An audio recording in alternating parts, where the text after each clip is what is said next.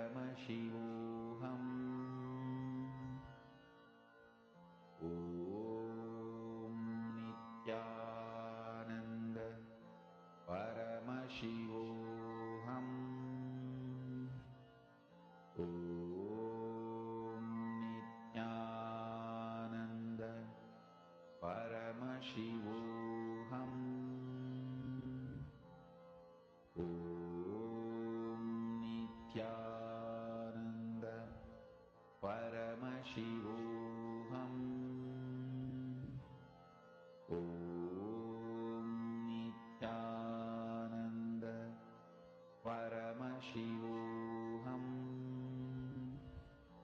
Om Nityananda Paramashivoham. Om Nityananda Paramashivoham. Om Nityananda Paramashivoham. Om Nityananda Paramashivoham. Om Nityananda Paramashivoham. Om Nityananda Paramashivoham. Om Nityananda Paramashivoham. All of you can relax slowly. Now, this whole power manifestation that we're all doing today, where we're able to scan, identify the past incidents. Understand this, whenever you manifest this power, your ability to go beyond the understanding that you're bound by time will change completely. Means you will literally have the experience of how you can experience that completion, that breakthrough, whatever you call it, right? That experience starts happening in you. And in the next session now, all of us are going to be learning one of the most important and a very beautiful truth about how you can conquer your desires. See, please understand, only a person who has the ability to conquer his or her desires, only they will have the ability to manifest their desires. Suddenly we all have different desires that comes in us. Once we want to have be wealthy, once we want to go on a vacation, once we want to do something that makes us healthy, the next moment we want to eat junk food. There's so much of chaos in our inner space in terms of all the desires, etc. But how do we exactly manifest that space where the moment you will something, you can manifest it? That secret is what Swamiji is going to be revealing to us through conquering desires. Is desire wrong? Are we supposed to be having desire? Is desire the right thing to have? If it is right, then why are we having so much of chaos and conflicts in our desires? How do we conquer them? How do we control them? That is what we are going to be learning in this session.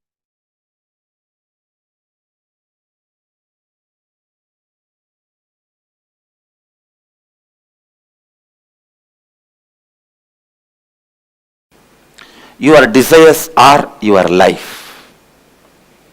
Your desires are your life. Listen. It's your desires which infuse life into you, and it's your desires which infuse energy into you. Same way, conflicts in your desires brings tiredness in you. Contradictions in your desires brings boredom in you. Confusions in your desires bring frustration in you. Please understand. Your desires are your life. Conflict in your desires bring confusion in you. Conflict in your desires bring tiredness in you. Confusions in your desires bring frustration in you. Its contradiction in your desires bring boredom in you. Actually, if your desire is pure, every breath you inhale and exhale will make the desire into reality. When your desires have conflict, confusion and contradiction, every breath brings tiredness, boredom, frustration in you. Every breath is like a air blower into balloon. Your desires are the shape of the balloon. If the shape of the balloon is Tom and Jerry, when you blow the air, you will have Tom and Jerry. Conflict, constant conflict.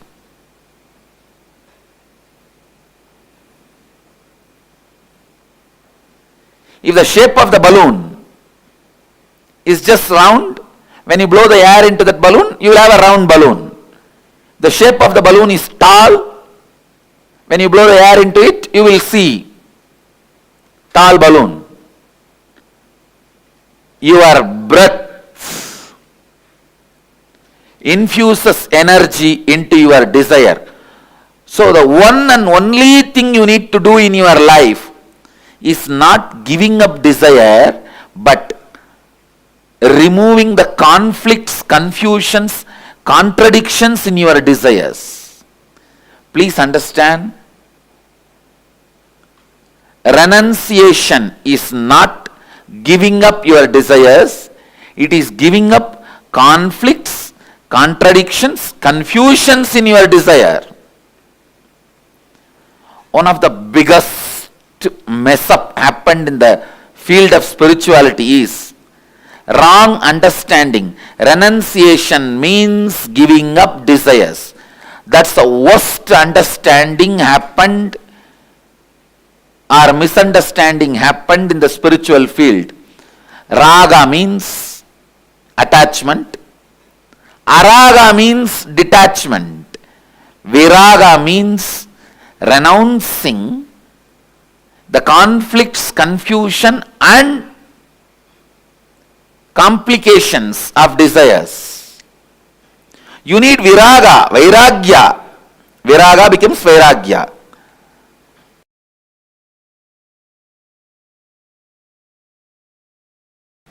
Be very clear. This is what I call, this is the definition of renunciation. Remembering nothing can make you powerless. Anything removed from your life cannot make you powerless is renunciation. Vairagya, raga means feeling obsessed, completely overpowered by the desire. Desire is raga.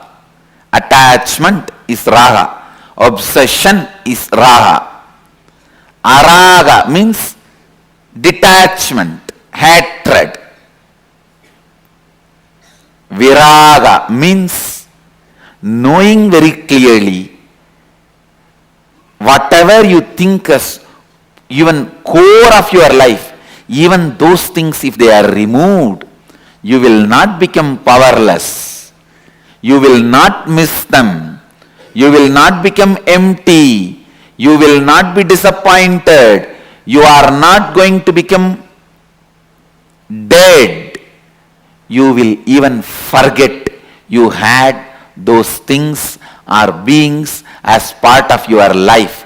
Having this clarity is renunciation. Understand? Having this clarity is renunciation. I tell you, this clarity, when it becomes your strategy in your life, business is war, your living is war, relationships are war, everyone is in their own Kurukshetra. Understand? Kurukshetra has never ended. Everyone has their Kurukshetra. Let this be your strategy for your Kurukshetra. No one can win you. No one can shake you. No one can frighten you. Be Vedanta Kesari, the lion of Vedic strength. I tell you, because I have applied this strategy, I applied this cognition in my life again and again and again, and I saw I always won the game. I always won the game.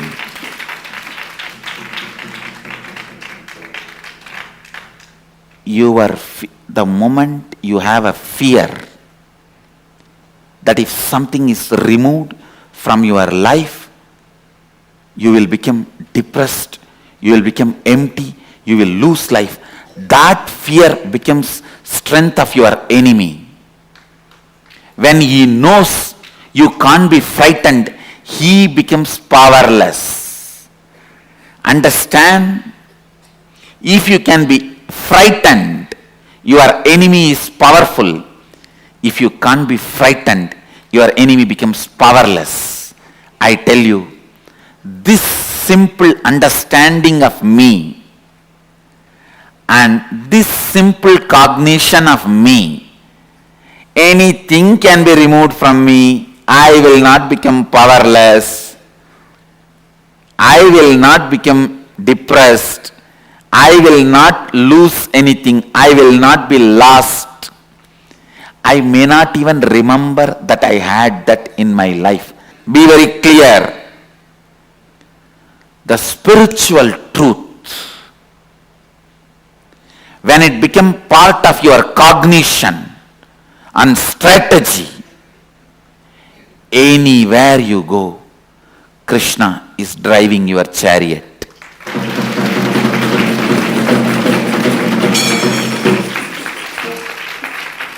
Understand?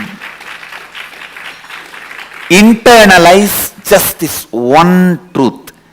Tena tyaktena bunjita. Tyaha. The word tyaha is used here. Tena means with this understanding from this context. Tyaktena bunjita ma krita kasya sridhanam. Please listen. The world is ever changing, but it is filled with consciousness, Isha. The consciousness is independently intelligent and compassionate. If something is removed from you, don't curse the life. It is done with tremendous compassion. It is done with tremendous compassion. I am telling you.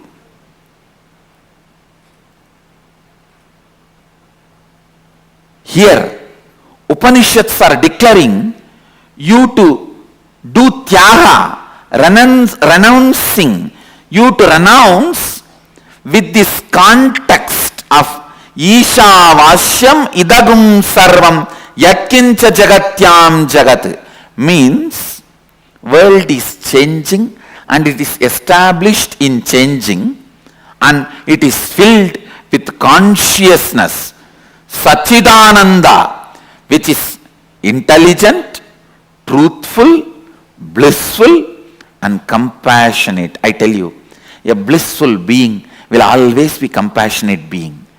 When you are blissful, you will see all the good things, best things comes out of you. When you are blissful, you will be such a good person. Only when you are frustrated, you will express all bad qualities, violence, cunning strategies. A blissful person is always compassionate person. Isha, consciousness, independent intelligence, which has its own will, functions out of pure compassion. So understand, renunciation is not supposed to be done out of frustration or inability or powerlessness.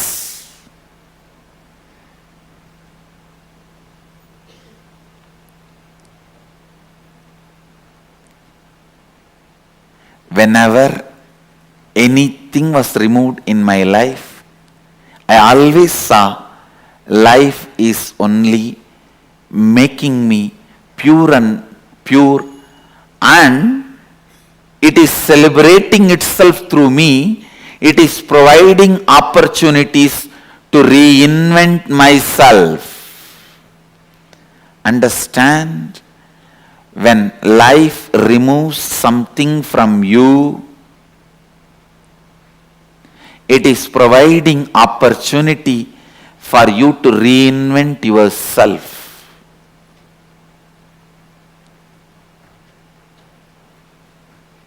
And when you are clear that nothing can frighten you, nothing can make you lost, nothing can put you in powerlessness and depression. And I also want to tell you, you will understand exactly who is the exact enemy. You will exactly pinpoint who is your enemy, where things need to be done. You will not be confused. You will not overestimate your enemy. When you are frightened, you overestimate your enemy. Because you overestimate your enemy, you become powerless. Because you become powerless, it becomes easy for your enemy to destroy you. It's a vicious circle. And I am telling you, when you are clear, you will not be lost. You will not become powerless. Just have this one word in your throat all the time. So what? Keep this as a mantra. So what?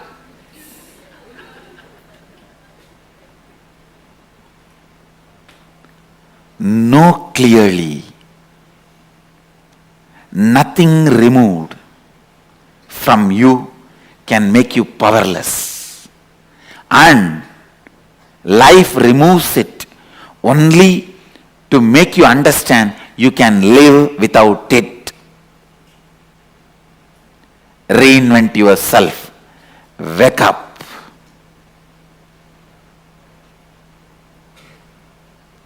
Please understand, I am not giving you any moral lesson. I am not giving you any self-development lesson. I am not giving you any self-help lesson. I am least interested in all of that. I am not even interested in you. I am interested in truth.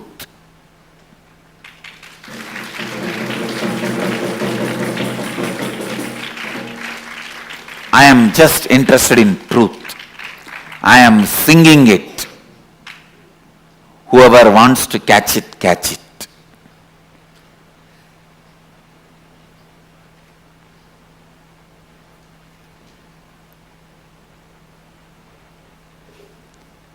Understand.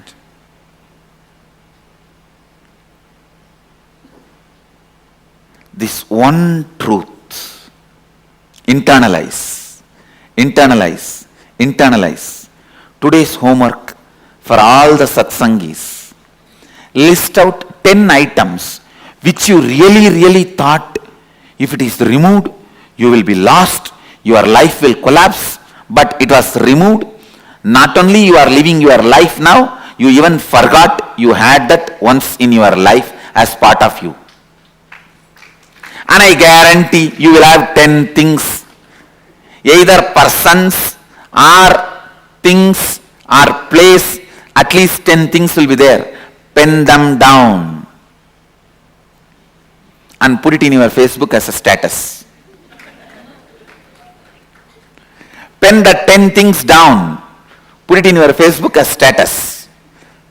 With your own understanding of today's satsang, you paraphrase it. Now whatever I shared, you paraphrase it and put these 10 things which was part of your life, which you really felt if it is removed, you will collapse. But now it is not there in your life, and not only you have not collapsed, you even forgot that they were part of your life at one time.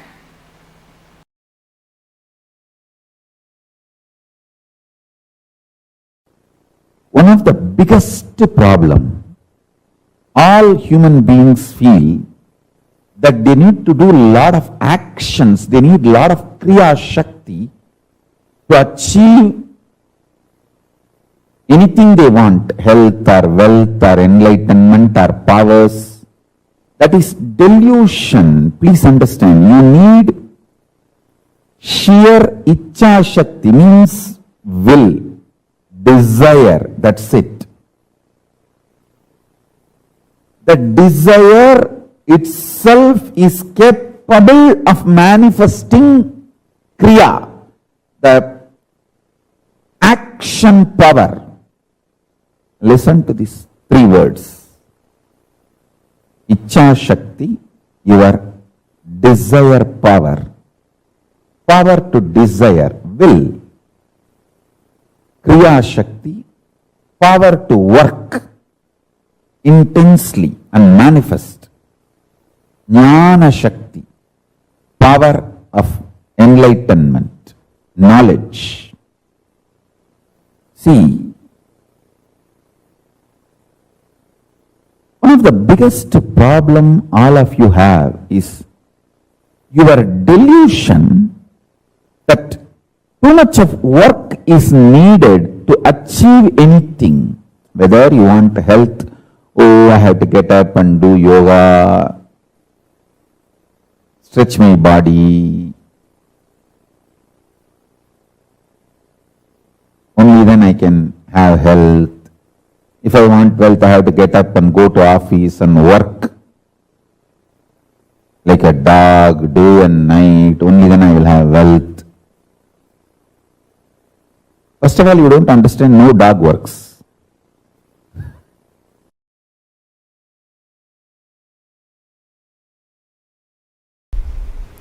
Third eye. It is also described as Anya in Sanskrit. Anya means will. Will to exist or will to collapse. Any will you carry is Anya. If your will gives you the hope about life, you will have life. If it gives you hope about death, you will have death. Anything you decide with your will, you manifest that.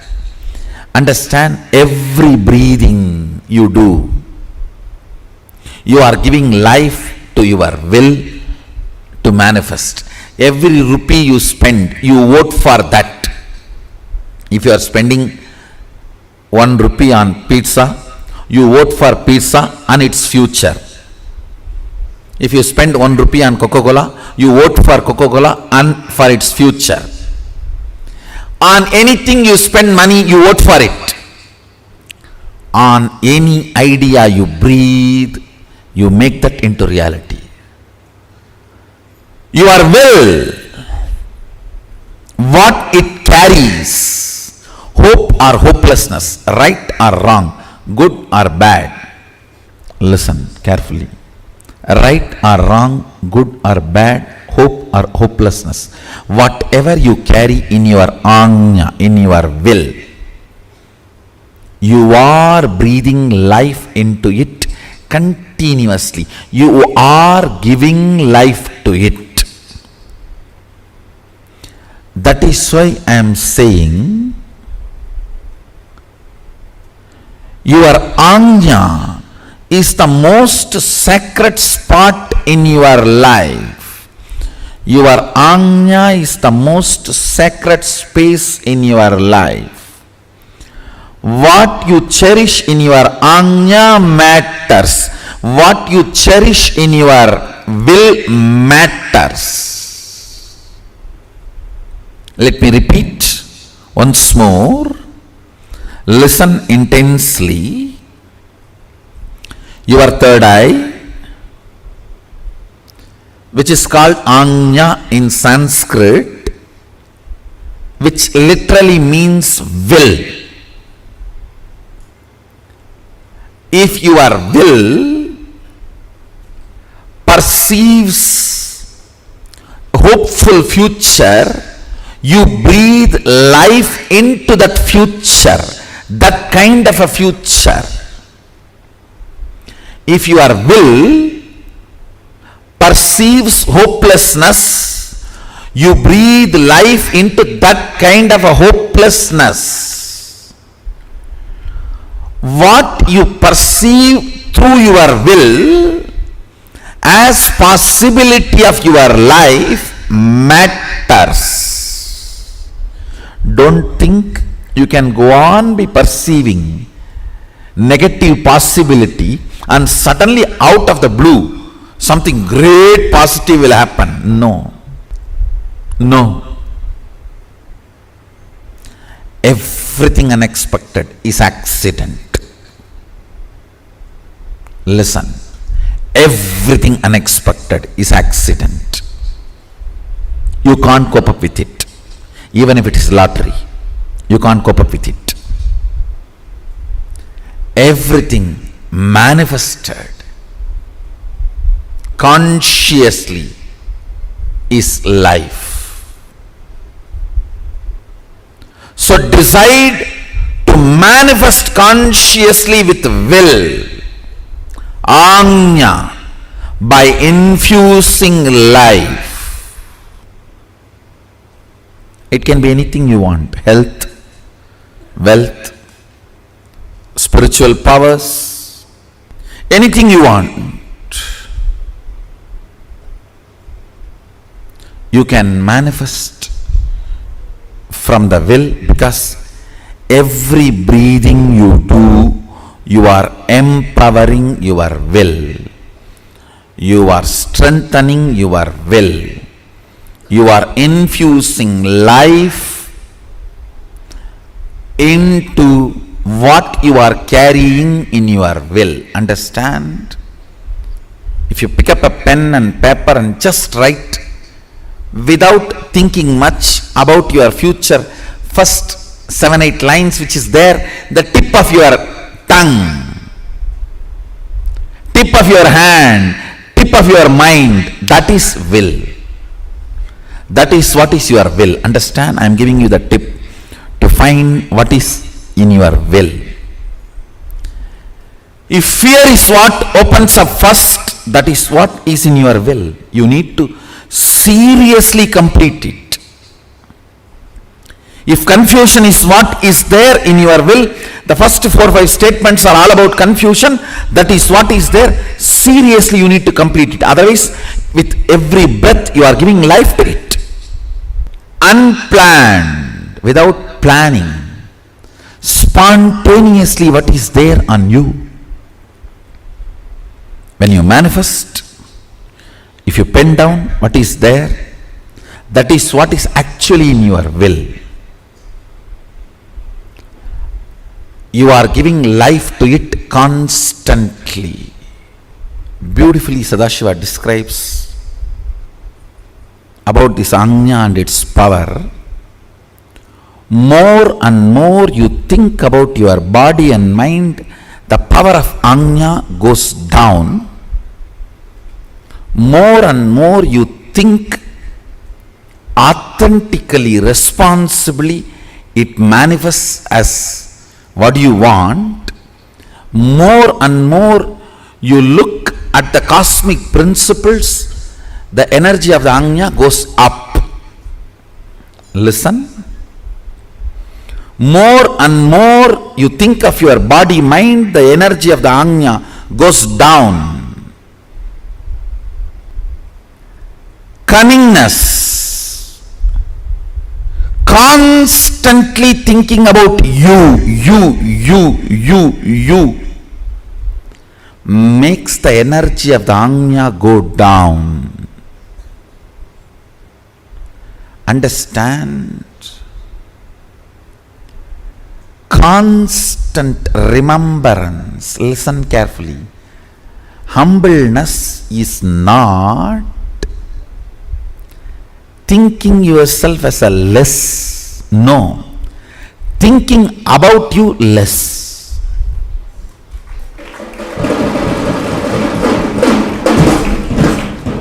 Humbleness is not thinking yourself as less. Listen carefully. The so-called humble people are the most cunning. The record says Saguni used to be very humble. Very humble. Humbleness is not supposed to be having low inner image. No. Not remembering your inner image is humbleness. Inactive, passive inner image is humbleness. Not low inner image is humbleness. Understand, there's a big difference. Low inner image is not humbleness. Passive inner image, inactive inner image is humbleness. Inner image from which too much of thought currents are not released. Very passive. That is humbleness. Intuition, melting the wax, and how it relates to the 25 states of consciousness? Yes. Listen.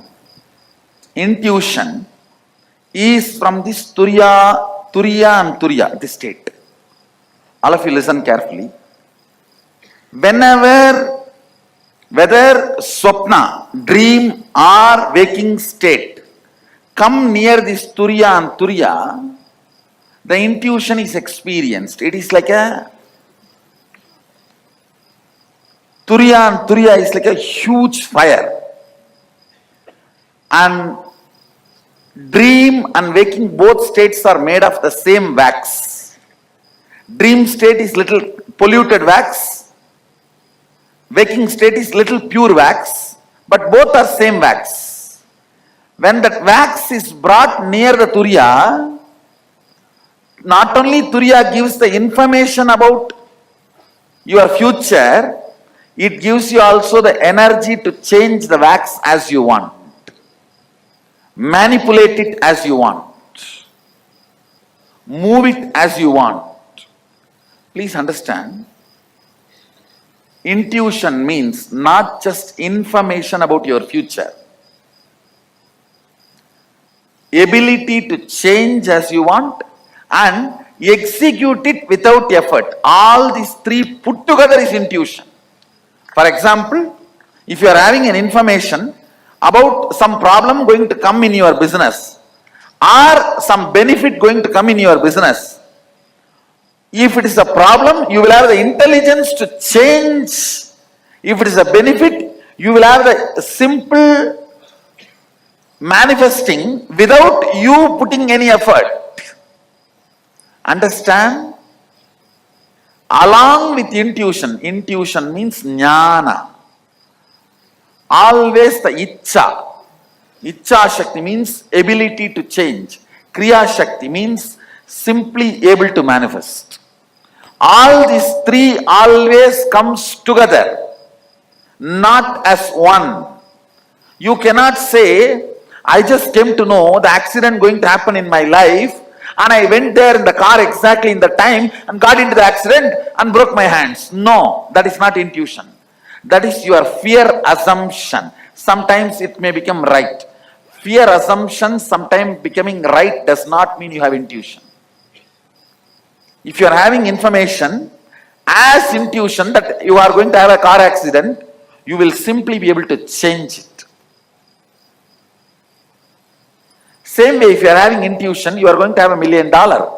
You will manifest it without any effort. Any intuition always comes with Icha, Kriya, Jnana, all the three Shaktis together.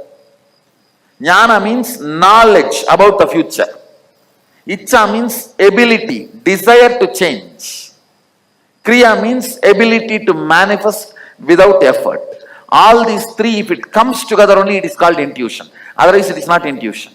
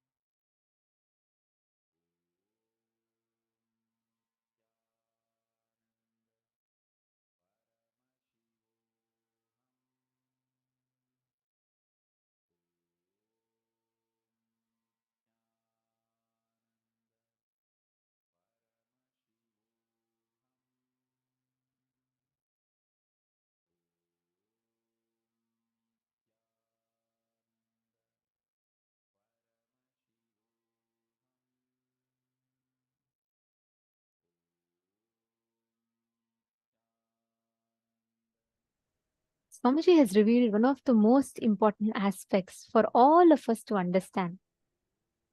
How do you conquer desires? What does it mean exactly to conquer desires? What does conquering desires mean? How does one conquer our desires? And why is it important to conquer our desires? These are all the amazing truths that Swamiji revealed in this session. But can I start with asking each of you to post what you understand as conquering desires? What is conquering desires according to you? What did you understand from what Swamiji said?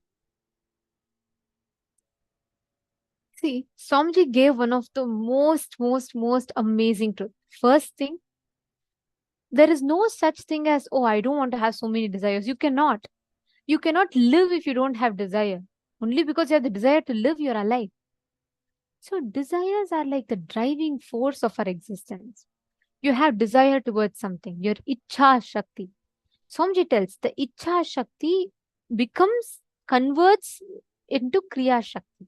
Means as much as strong as you want something, that makes your life energy flows towards that. The moment the Ichha Shakti comes down and comes to a lesser frequency than the Kriya Shakti, you die. Because without will, if there's no energy, I'll give you all an example. Let's say a water bottle can hold 1 liter of bottle. As long as that water bottle can hold 1 liter, I can keep pouring. But if I keep putting more than 1 liter, what happens? The water overflows. Better example would be a water balloon. So let's say I take a balloon which can hold only 2 liters of water. So as much as I keep pumping water into it, it'll expand.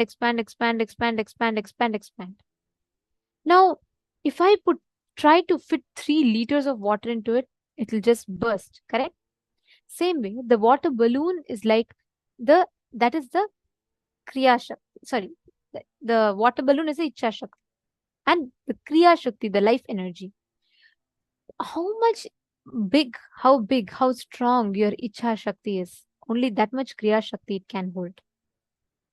All our actions are driven by desire. All our actions.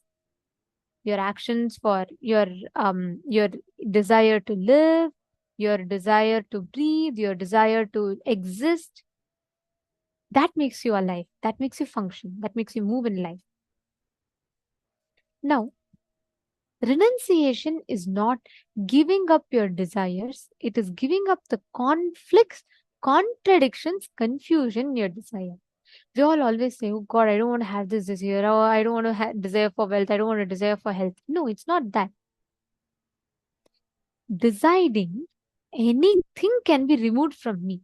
I will not become powerless. I will not become depressed. I will not lose anything. I will not be lost. I may not even remember that I had that in my life, but I will not lose anything. I will not give up. That experience in you, anything can be removed from me. I will not become powerless. I will not become depressed. That is renunciation, tyaga. That's why there's a very beautiful verse in Mahanarayana Upanishad.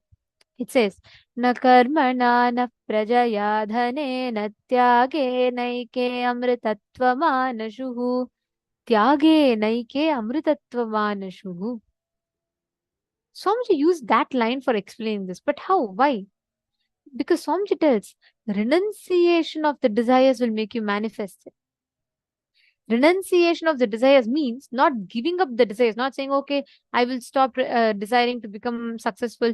I will stop desiring to become happy. I'll stop desiring to become healthy. No, that is not called renunciation. Renunciation of desires means dropping your self-doubt, self-hatred, self-denial, conflicts, contradictions, and confusions in desires. Are all of you catching it?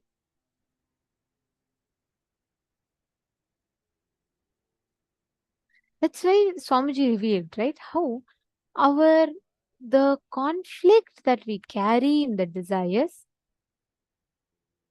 the contradictions that we carry in the desires lead to tiredness and boredom. Understand every simple aspects of our life. Whenever, just look back. See where all you really feel like, you created some objects which you feel like you can never exist without it. But even when it is taken away from you, you can actually live. Like, for example, let me tell, like you all felt, each of us might have different things. For example, some of us might feel, I can never ever live without my brother being with me, without having my brother with me, or I can never leave away from my family. But now you will be living somewhere in a different country from your family. Once the whole situation came where you had to move, and finally, yes, you moved on, life happened to you. Or you would have felt you would have gotten your precious watch from your partner, and you would have kept it so safely, and you'll feel like, I can never ever live without it. It means the whole world to me.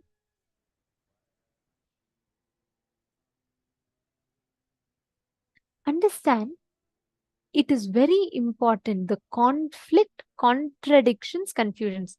Purushananda is saying, I wish I could have all of that written down that you said. Okay, I'll repeat it once more for you so that you understand it. You're saying you didn't get it fully. I'll explain it to you. See, Purushananda, you desiring to be a teacher is not wrong. Many times, what do? When we're all young, we desire, when I grow up, I want to be a lawyer. I want to be a millionaire. I want to have millions of dollars. I want to have a big house. But as you grow up, let's say you're 25 years old, 30 years old, but you're still, trying to barely pay the rent. You have loans and debts on you. What do? We give up the desire. We feel the desire to become a millionaire is a load. It is not meant for us, and we give up the desire. Giving up the desire is not the solution. Giving up the conflicts, contradictions, confusions that you carry inside you towards the desire is a solution. Are you understanding? It is not, oh, I can never achieve $1 million. Let me just give up. It's not meant for me, I think. That is not called renunciation.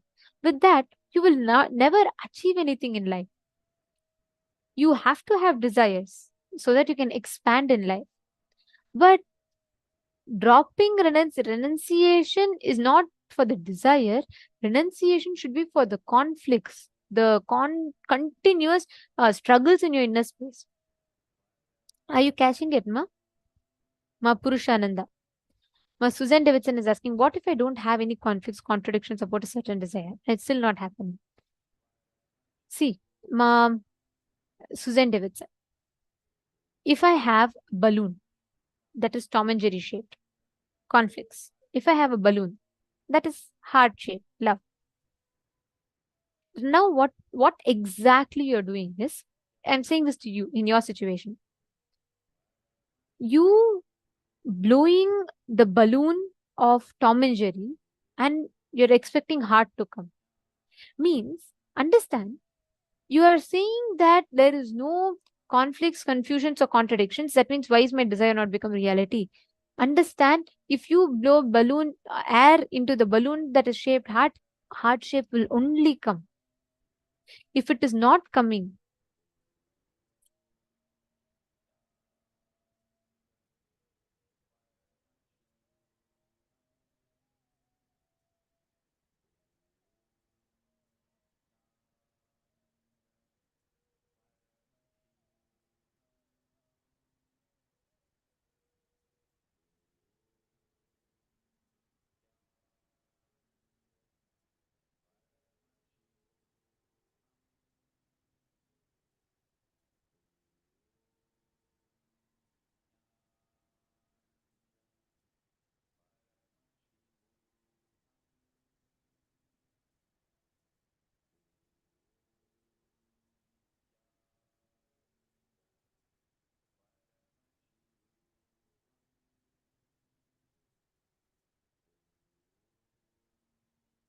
sorry for the technical glitch. I think all of you lost my video for a temporary time. Yes. See, Ma Purushananda and Ma Susan Davidson. I'll tell you both one thing. See, the law of life is very strict. If you desire something, it has to happen. By the law of life, that's the rule. Like, for example, let's say if I go and turn on the switch, the light has to come on, correct? If the light is not coming on, that means somewhere the current is not reaching it. The circuit is damaged. Some part of the circuit is damaged, correct? Now, I cannot discard the whole circuit. I'm supposed to fix the circuit where the gap is. The whole circuit will become functional, active again. Am I making sense? Are you both understanding this much? Now, the end desire, if your desire is not happening, renouncing that desire is not the right thing to do. You're supposed to look in, identify what conflict. For example, you have a desire to become millionaire. Okay. Now, what is the thing? What is the action points that you're supposed to do for that? You should work, you should find resources, you should strategize, and then you should achieve it. You should work towards it consistently and achieve it. Now, it is like morning when you wake up to go to your job where you want to start earning money from. You decide, okay, for me to become a millionaire, I need to go to this job, I need to work. You go to the job, the boss gives you a big bundle of files for you to go through, and you are like, oh my God. So by afternoon, you go through, you become so tired. And then you feel like by evening, you feel, who wants this job? Hell with it. I just want to go and vacate. I just want to go and enjoy a vacation. I can't do all this. All my life, I can't be sitting in front of a computer and moving. Morning, you have the desire to become a millionaire. You decide to go to the job, and you're deciding that you're going to achieve it in the this thing today. By evening, you decide, oh my God, this is not meant for you. You want to give up and you want to just go away somewhere and enjoy yourself. This is called conflict. Like this, the energy, life energy in you, we direct it continuously to different things, which is why the desire does not happen. But end of the day, what do we say? We say, look, for the last 10 years, I've been having the desire to become a millionaire and I've not become a millionaire. I don't want to be a millionaire anymore. That desire is just not meant for me. You give up on the desire instead of understanding where exactly the conflict is. Purushananda, this you would have understood, right? Did you catch this? And Susan Davidson, even in your desire, see, the law of life is it has to happen. If it has not, there might be some unconscious, conscious thought current, a part of you which believes it is not going to happen. There will be one part of you that is convincing you, hey, see, you have no conflicts, but still it's not happening. That means this is just not meant for you. That part that is convincing you is again a conflict in the desire. So catch that part, complete. When your whole being inside you with all its integrity decides, yes, I can manifest.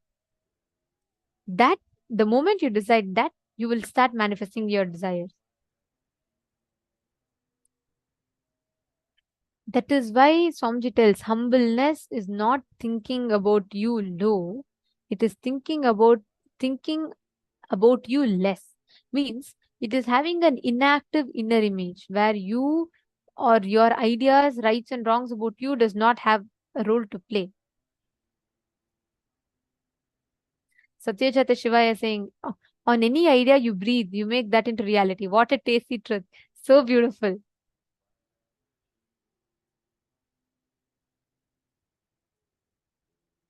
Very true, Aya. And Swamiji has given such an amazing truth. See, if each of us start catching this, you will never ever be stuck in any kind of a confusion or chaos in life. You will simply know the signs of manifesting. Satish Varanaya, Everardo Alfaro Aya. Wonderful. Very nice to see you all learning and you're all saying you understand. Okay. Now, I request each of you to take 10 minutes. Pen down all the conflicting, contradicting, confusing desires inside of you that you're carrying.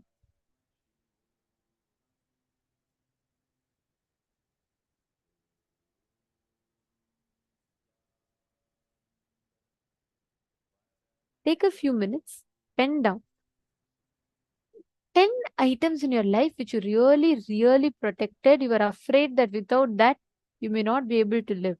Without that, you may not be able to even move ahead with life, and you're holding on to that desire. It could even be people, it could even be person, it could be object, it could be money, it could be something. Pen that down.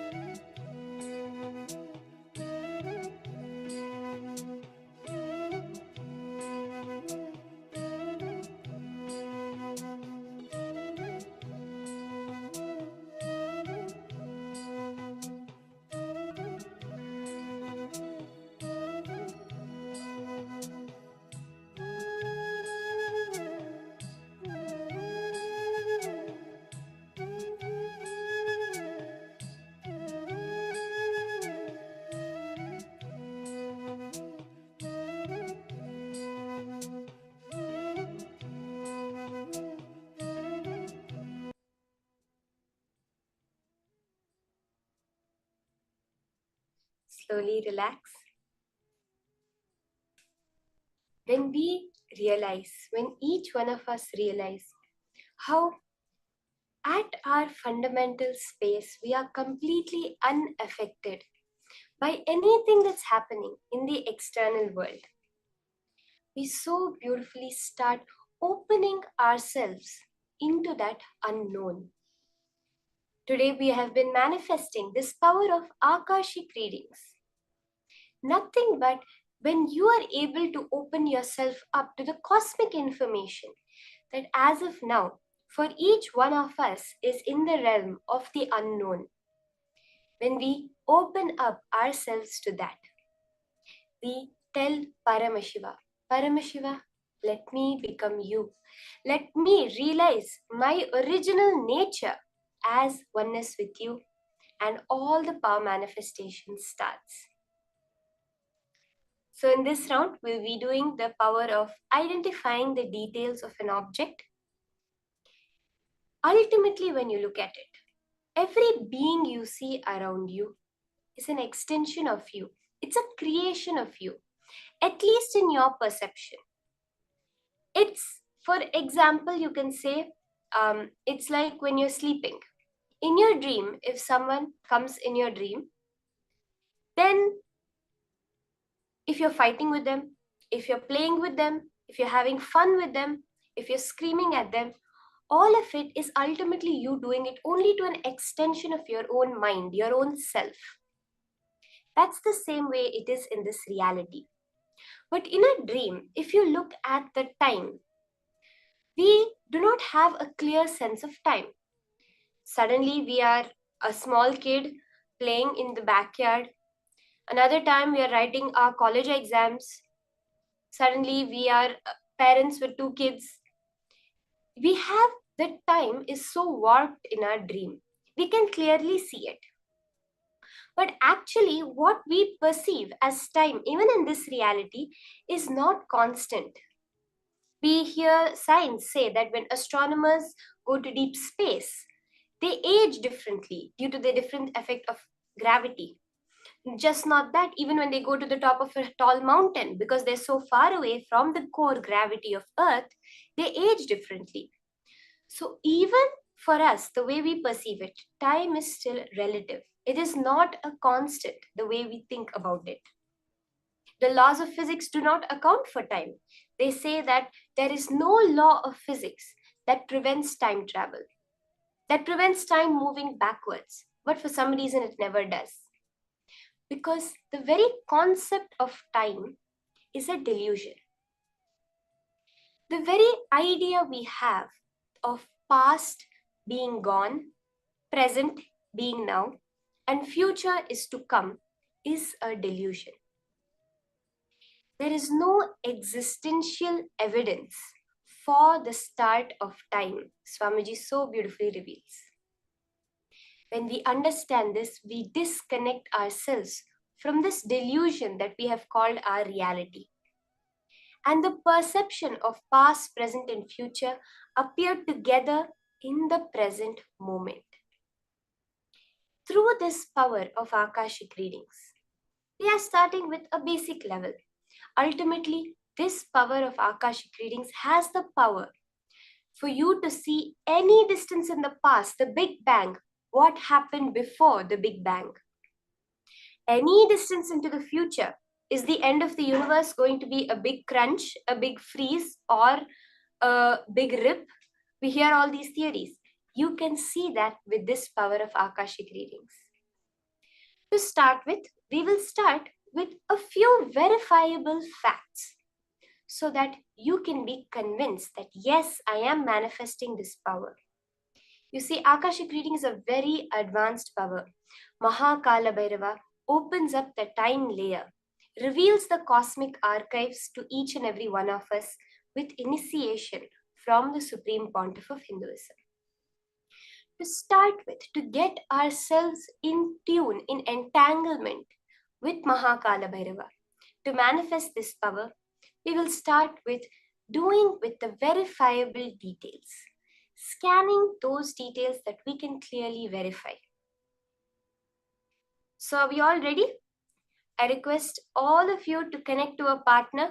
You are going to be getting a certain object from your partner and scanning the details behind that object. So you can have a picture or you can go on video call with them and actually see the object in your camera. You're going to be scanning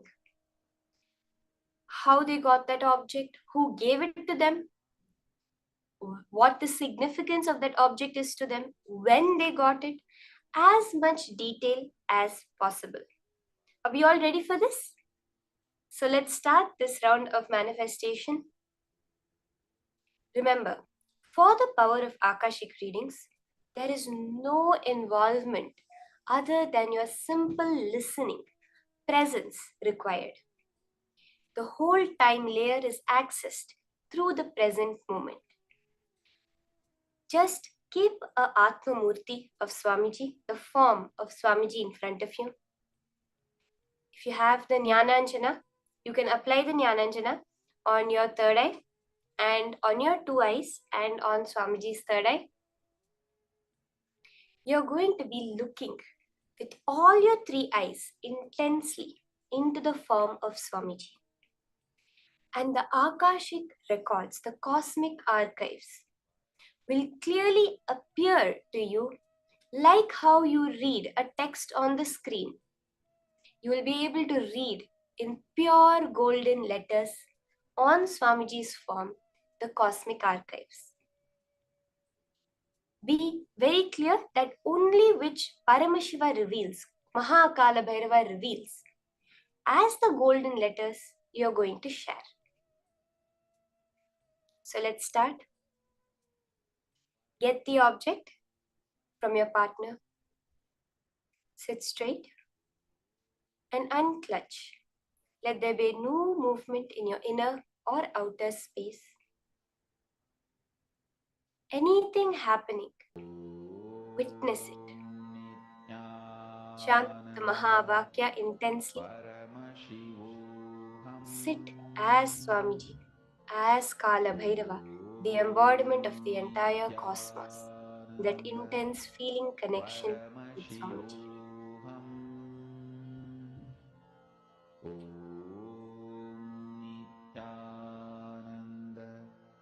Paramashivoham. Om Nityananda Paramashivoham. Om Nityananda Paramashivoham. Om Nityananda Paramashivoham. Om Nityananda Paramashivoham. Om Nityananda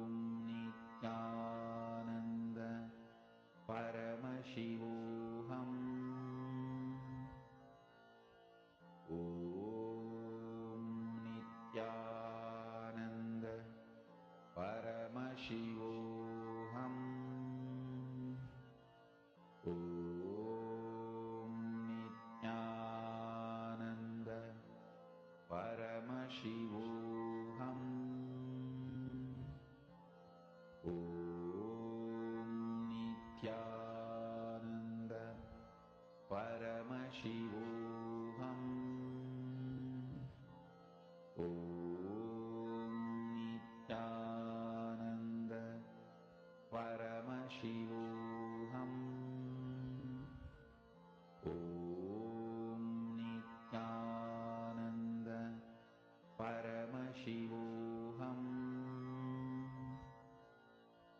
Om Nityananda Paramashivoham. Om Nityananda Paramashivoham. Om Nityananda Paramashivoham. Om Nityananda Paramashivoham. Om Nityananda Paramashivoham. Om Nityananda Paramashivoham. Om Nityananda Paramashivoham. Om Nityananda. Look with all your three eyes. Keep your two eyes open for the power of Akashic readings. Look intensely into the form of Swamiji. As I said, all you need for this power is your intense presence. When you relax into that present moment, you become Kaala Bhairava. The whole cosmic archives is just revealed to you. Go to the specifics of what you want to see. Tell Kaala Bhairava, Swamiji, show me the place where they got this object. Show me who gave them this object. Show me when they got this object. You can keep these three as the parameters for you to manifest. Where they got it, when they got it, and who gave it to them. Whatever Paramashiva reveals to you, clearly in golden letters, in a golden form, on Swamiji's Murti, share it just like that.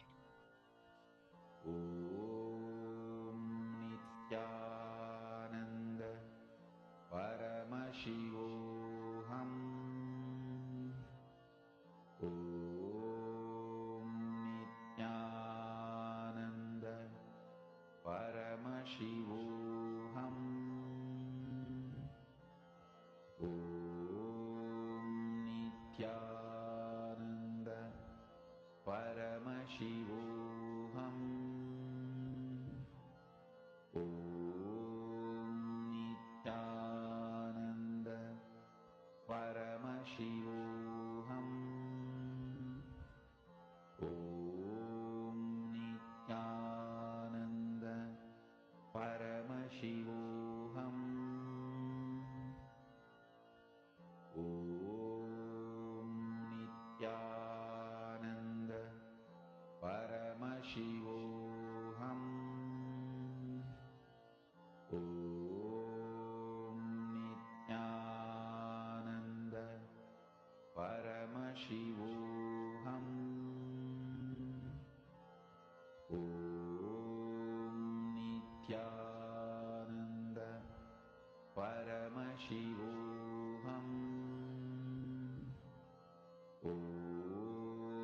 Nityananda Paramashivoham. Om Nityananda Paramashivoham. Om Nityananda Paramashivoham.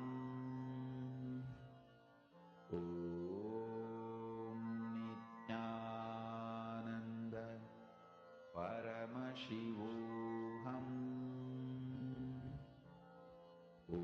Om Nityananda Paramashivoham.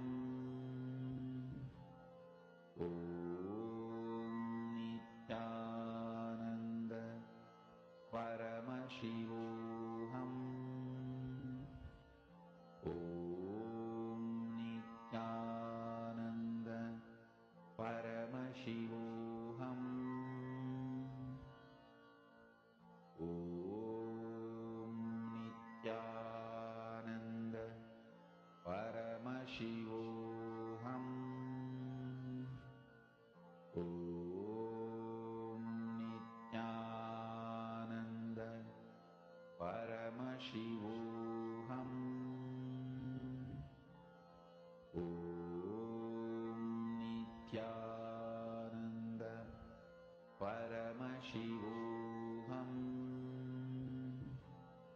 Om Nityananda Paramashivoham. Om Nityananda Paramashivoham.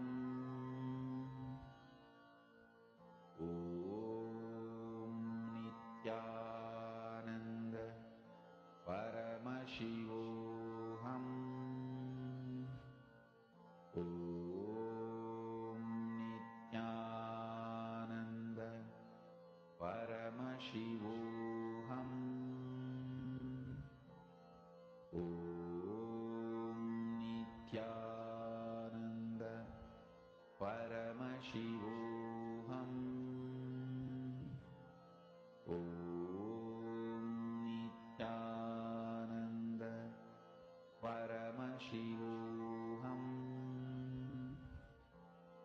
Om Nityananda Paramashivoham. Om Nityananda Paramashivoham. Om Nityananda Paramashivoham. Om Nityananda Paramashivoham. Om Nityananda Paramashivoham. Om Nityananda Paramashivoham. Om Nityananda Paramashivoham. Om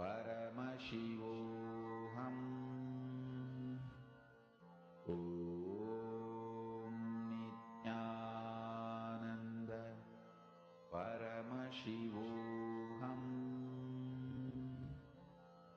Om Nityananda Paramashivoham. Om Nityananda Paramashivoham. Om Nityananda Paramashivoham. Om Nityananda Paramashivoham. Om Nityananda Paramashivoham. Om Nityananda Paramashivoham. Om Nityananda.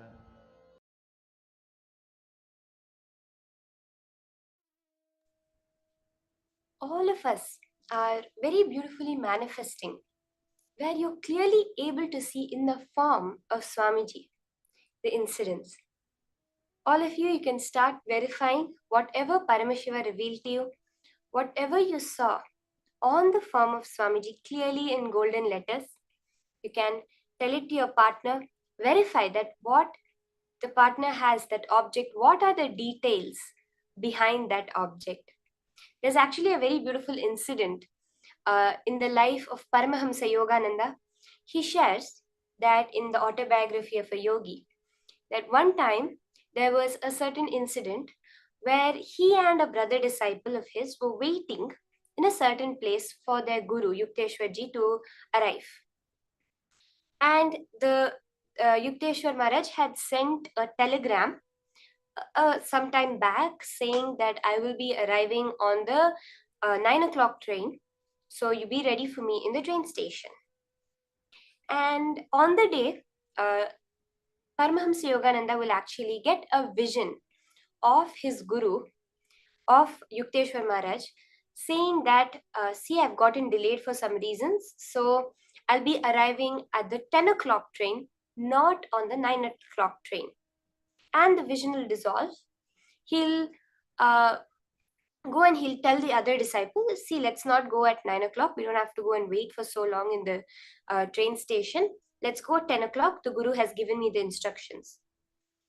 The brother disciple said, no, clearly the telegram said the 9 o'clock there. The Guru is waiting for us. He's expecting us at the train station. We have to go. No, we have to go.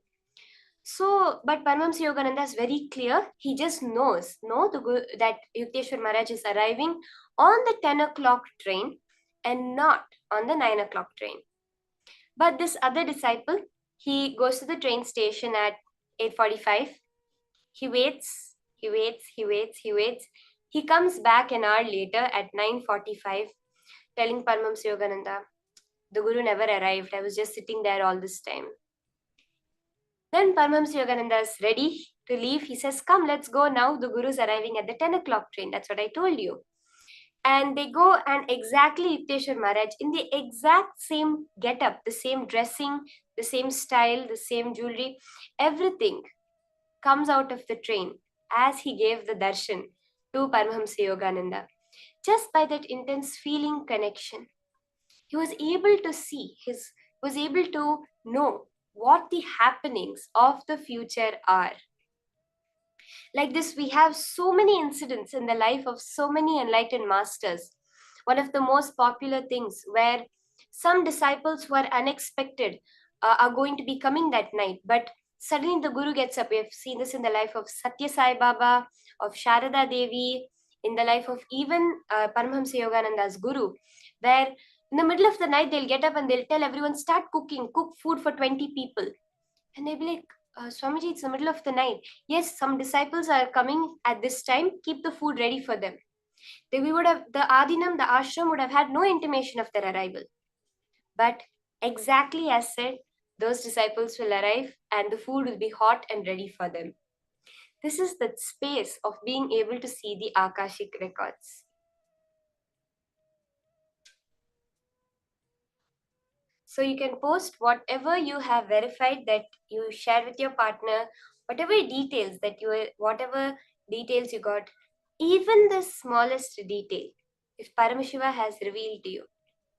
It may be something as small as just a small color you got right, or else one of the numbers in the date and time. That itself is a manifestation. You are manifesting Paramashiva. So celebrate that manifestation.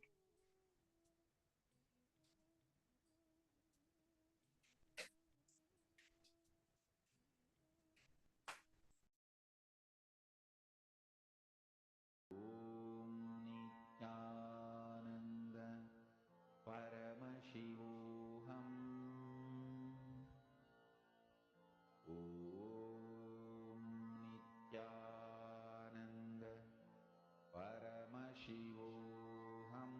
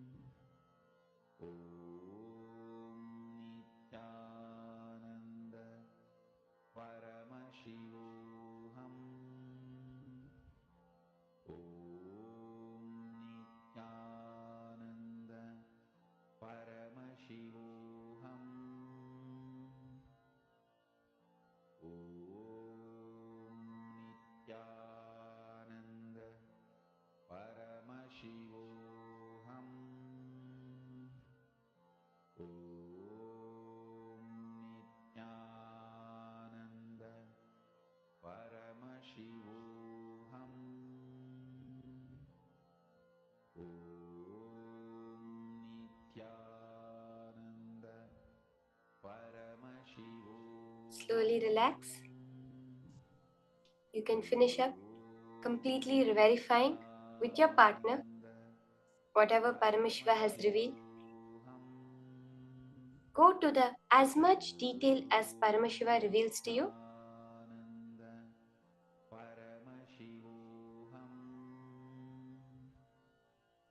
And whatever has appeared, share it exactly like that.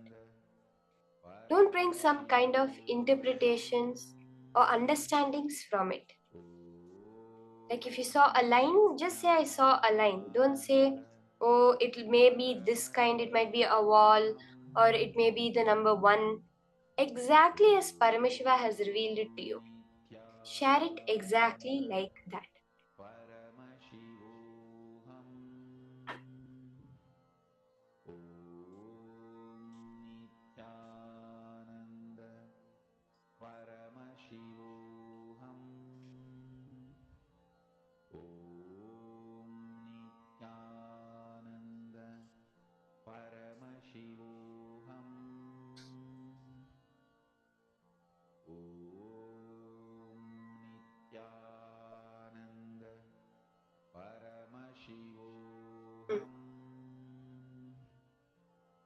Now,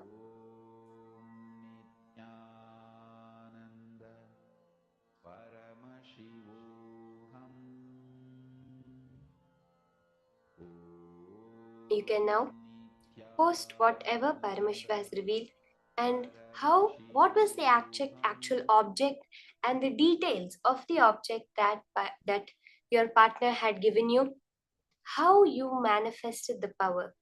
Celebrate any small manifestation that has happened, because that is the message you are sending to the cosmos to make you manifest more and more. As we just learned, that Ichha Shakti to manifest, when you are celebrating, the Kriya Shakti is only needed for that celebration, but the Ichha Shakti itself will make it manifest. Now, we are going to be entering into the next higher powerful cognitions from Swamiji on the time-space continuum. Swamiji says, time and space are not two entities the way we perceive it. They are a single continuum. So let us understand more about this from Swamiji now.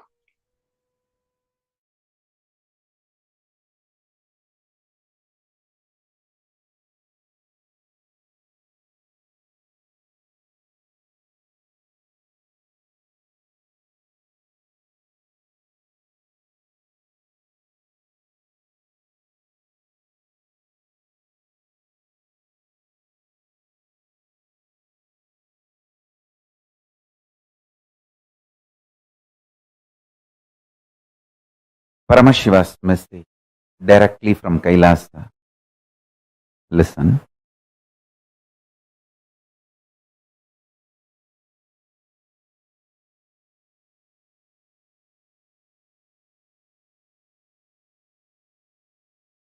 Time and space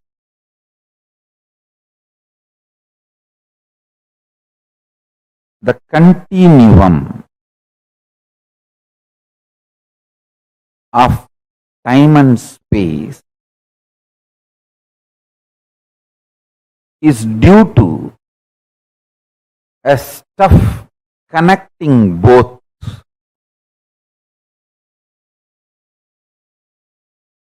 That stuff is called Maya Tattva in Vedic tradition. It is not there, but it is there.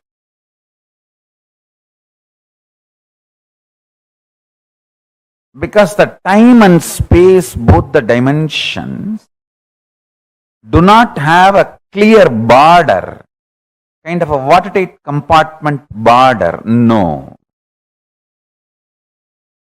Understand this very intensely. For example, if time and space put together is 100 meter, consider an 100-meter cloth. as time and space. For some people, 60 meter is time, only 40 meter is space. For some people, only 30 meter is time, 70 meter is space. The time and space continuum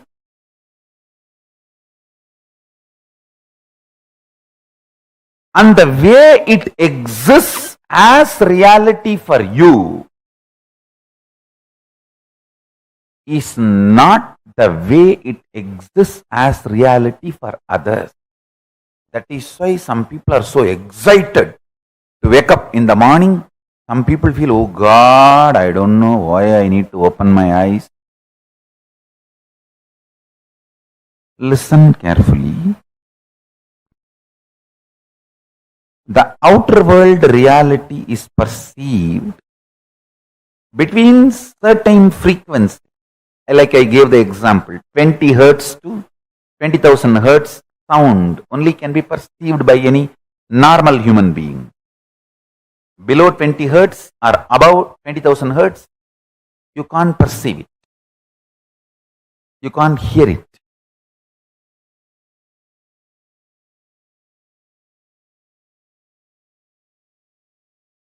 Just like the sound, below the 20 hertz, above the 20,000 hertz can't be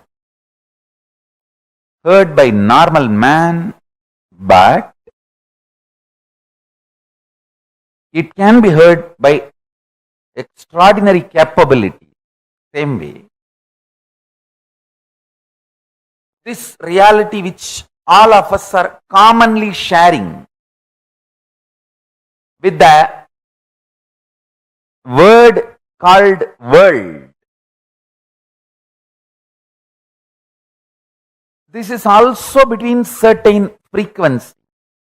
For example, we will give the same like sound, 20 unit Maya to 20,000 unit Maya. It's only an example I am giving you.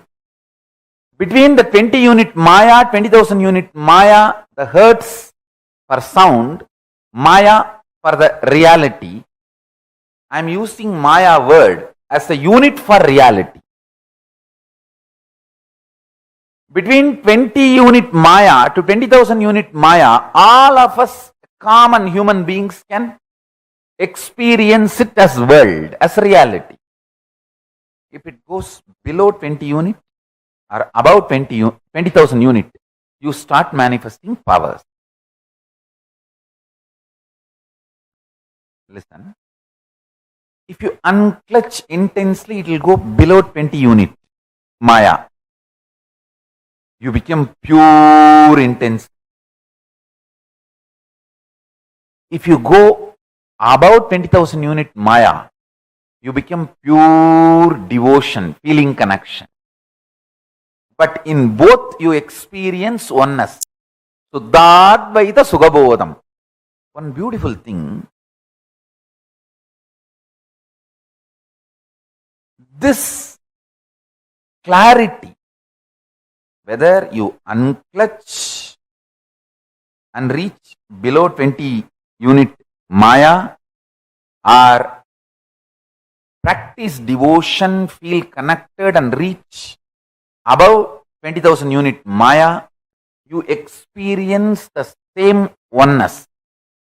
Sutta Advaita Sugabodham.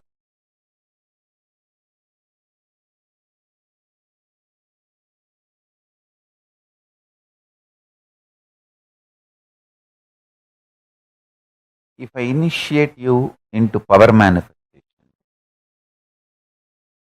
your whole body, mind starts getting grounded in that oneness space.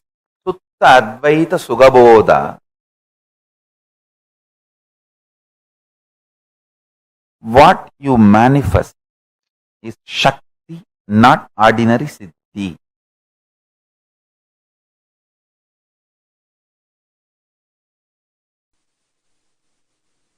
Listen.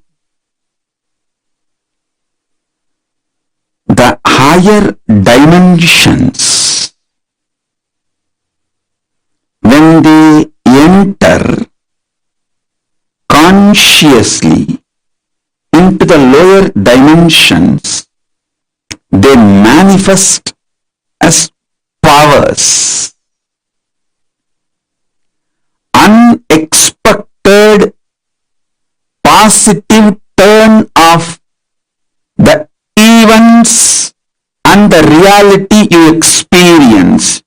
You can name it as miracle, you can name it as power, you can name it as a God's grace, you can use any name you want, but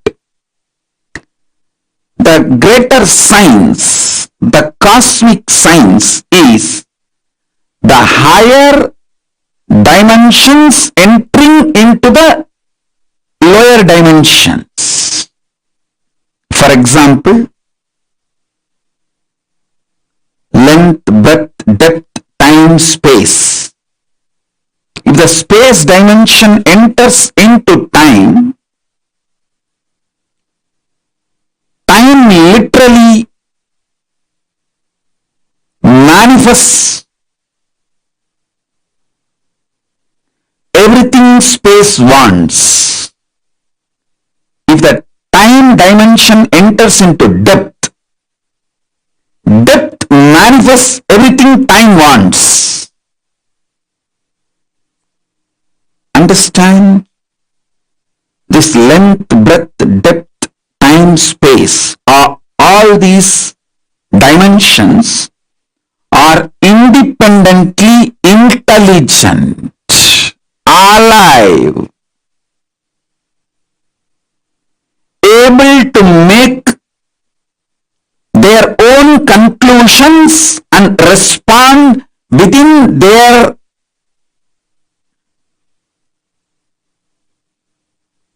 frame and working zone. Please understand.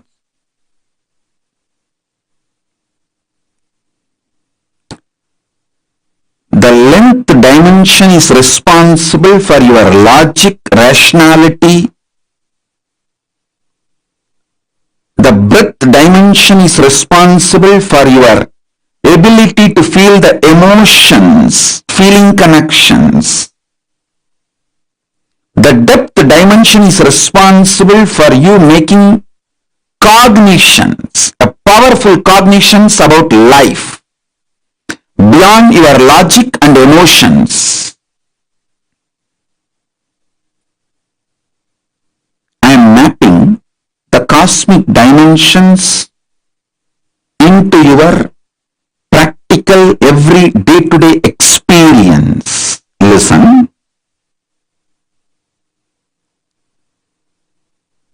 Length dimension is responsible for your logical, rational thinking. That does not mean the whole length dimension is limited to your logical, rational thinking. No. Anything which moves as per the logical, rational thinking you understand, all of that are bound by the same length dimension. For example, if you know this is the way water will flow, water moves from above to low. Water is also bound by the same length dimensions thinking. That is why your understanding about the water based on your length dimension thinking proves true forever. So, the cosmic length dimensions flow. When you understand the length dimension in you through logical, rational thinking, opens the life and its benefits of length dimension to you. person who knows maths enjoys all the benefits mathematics brings to human life. A person who knows chemistry enjoys all the benefits the chemistry brings to human life. The person who knows biology enjoys all the benefits the biology brings to human life. Same way, if you know the length dimension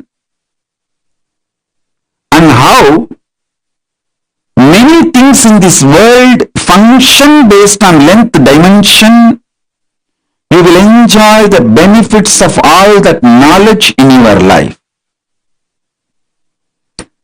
Length dimension by itself is a power, independent intelligence. Same way, breadth dimension by itself is a power. Anyone who understands the breadth dimension will be an amazing lover. People will just love to hang around him. He will be an amazing, a powerful magnet, radiating love. Even his people who have difference of opinion with him for some reason or who are jealous, angry, who cherish enmity, even they can't deny they are pulled towards him. How he gravitates them.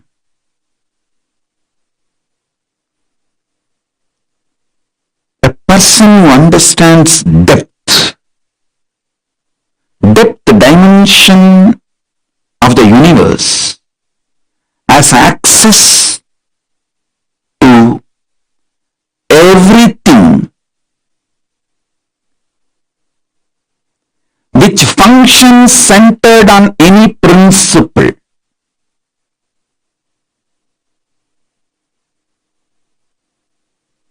Metallurgy, economy, politics, social science, everything which functions centered on some established principles,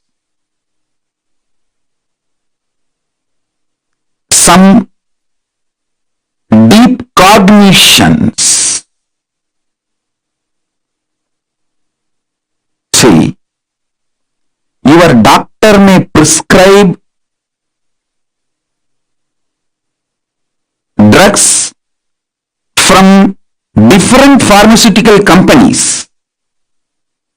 One doctor may give paracetamol from one company, another doctor may give the prescription from different pharmaceutical company, but the fundamental principle, cognitions,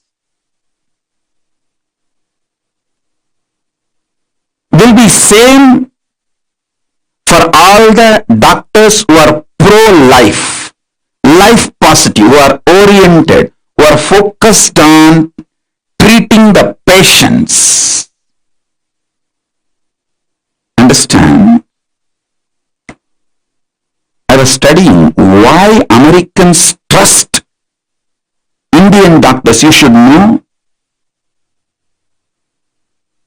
Indian doctors are the most successful doctors in US, not just in number, are making money, trusted by the patients, because fundamentally they don't compromise on the health of the patient.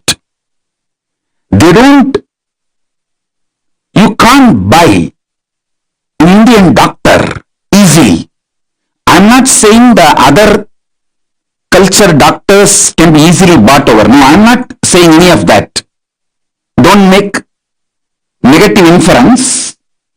I only wanted to say the statistics available, data available proves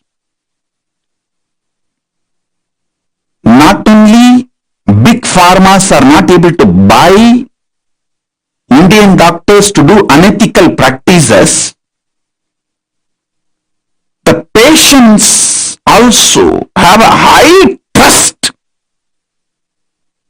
for Indian doctors when the patients have choices. Even if they have to travel long distance or take few more steps, they opt for Indian doctors if the Indian doctors are available. That was a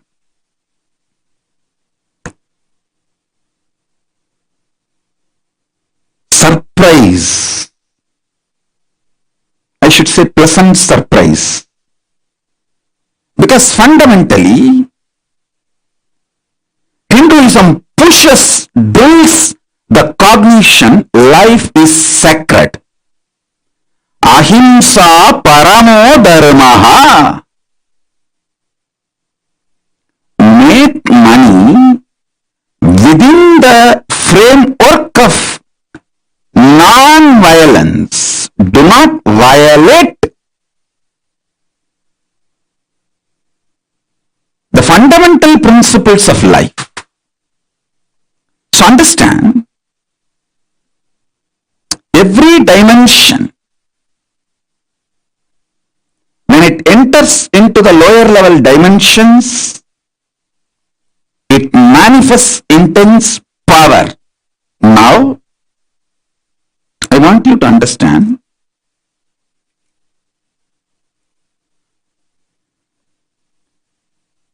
time and space is independent intelligence and power. I'll give you simple understanding, very raw, crude, down to earth,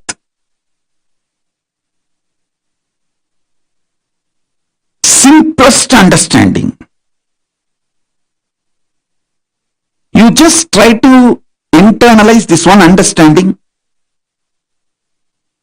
I'll help you to go through the whole initiation and make you manifest this power. I commit with you. Just understand this one. Time is as alive as your skin. If you believe, cognize, your skin is alive. If somebody massages your skin, you feel good. If somebody cuts it, you feel bad, pain. How much your skin is alive, that much, I should say little more than, much more than that, time is alive skin of the cosmos. Listen, where your skin ends, the skin of the cosmos, which is called time, starts. Actually, your skin and the skin of the cosmos both always touch each other. You can't be away from cosmos. Understand this?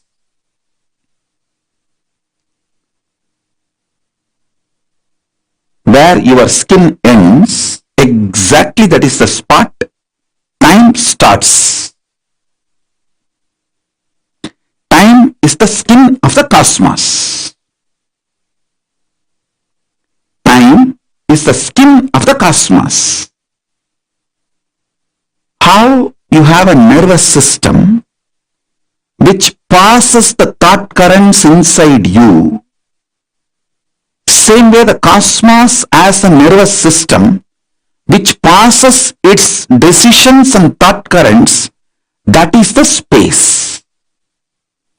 Your skin is alive. Your nervous system keeps you living. The equivalent of your skin for the cosmos is time. Equivalent of your nervous system for the cosmos is space.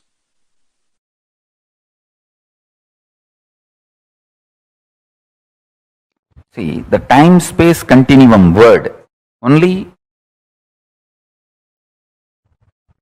I am trying to explain by using the original Sanskrit word Chidabhasa. The Chidabhasa only I am trying to translate with the English word time-space continuum. Some of the understandings related to time-space continuum and techniques I will reveal. Understanding is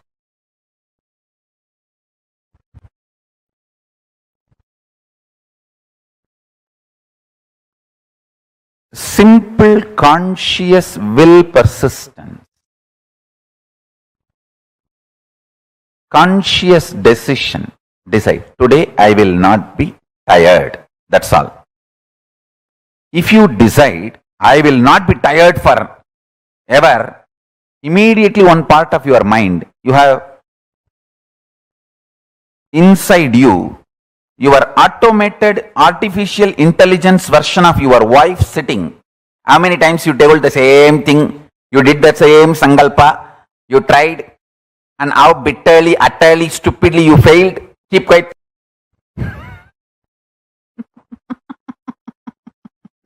Automatic intelligence version of your husband, your wife is sitting inside you. This may look too simple, but when you start practicing, you will understand how powerfully this technique works for you to be stable. Understand? The most beautiful emotion which can bring stability in your life is love. Morning when you wake up the Atma Linga which you are wearing. Mahadeva, please wake up. Morning when you take bath, Swamiji, please take bath. Pour few drop water on that linga. Always wear it. That is the best way. Pour water on your body and pour water on the linga. Swamiji, please take bath. When you eat, whatever you eat, Swamiji, please eat. When you brush, you don't need a separate brush. Nothing is wrong. I am telling you, I am your guru. To whoever I gave the Atmalinga,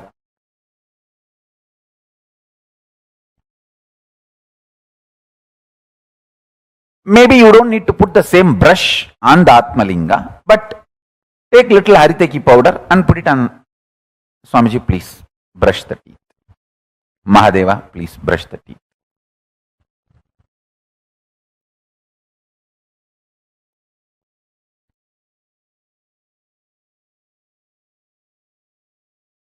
Too simple.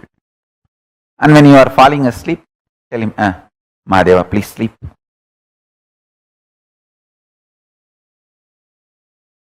Love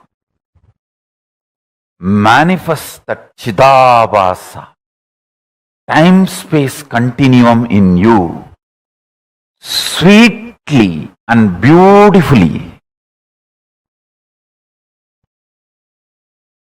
You have a special feast, celebration, anything. Mahadeva, please eat. Show to him and then eat.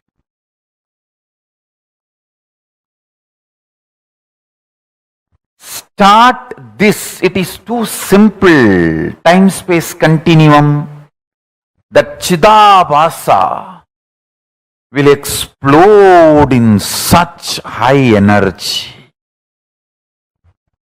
When you spray perfume for you, just put little on him. Mahadeva, very good perfume. I got it yesterday. Lipstick, just put little, nothing wrong. Whatever I am enjoying, I have to give. This is what my gurus taught me. And I have enough Shastra Pramanas to prove what I am saying is right. Whatever you enjoy, offer it to him and enjoy. If you are lying on your couch, tell him, Mahadeva, just lie down. rest, enjoy this sea beach.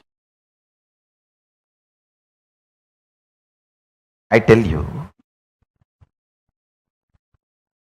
he is neither outside you nor beyond your reach.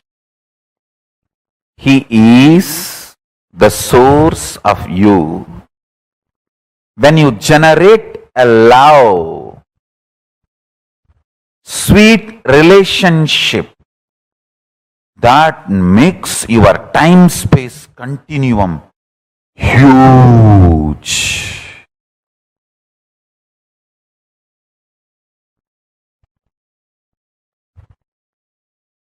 Huge.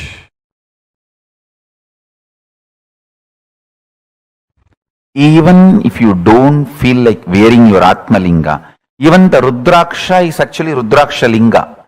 Many times, the Shastras allow, you can keep Rudraksha as the Rudraksha Linga and do Shiva Puja to that Rudraksha Linga itself. Agamas allow it. So you can keep your the Rudraksha, Kantamala itself as Atmalinga. If you don't have Atmalinga or don't want to wear the Atmalinga, you can treat Kantamala itself as Atmalinga and tell, hey, Mahadeva, please eat. Mahadeva, please take bath. Mahadeva, have shampoo. Mahadeva, have perfume. Understand this continuous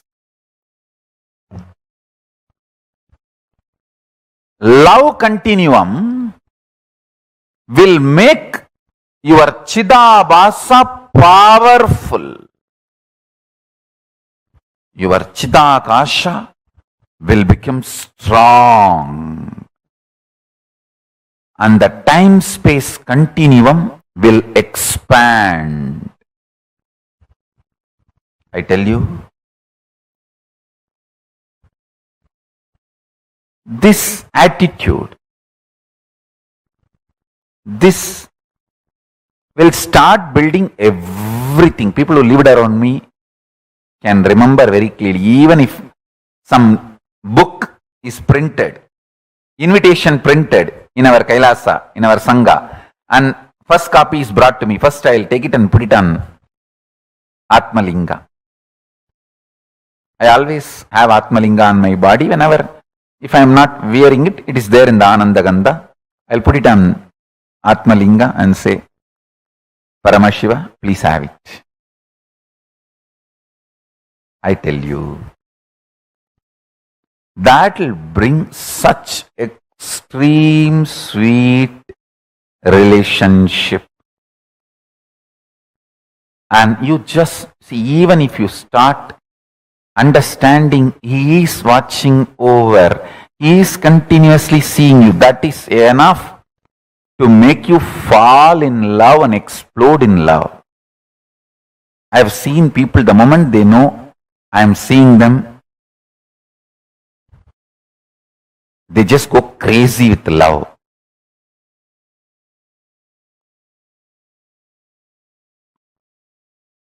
The moment you start understanding Mahadeva is watching you, you just explode in love. The Chidabhasa explodes.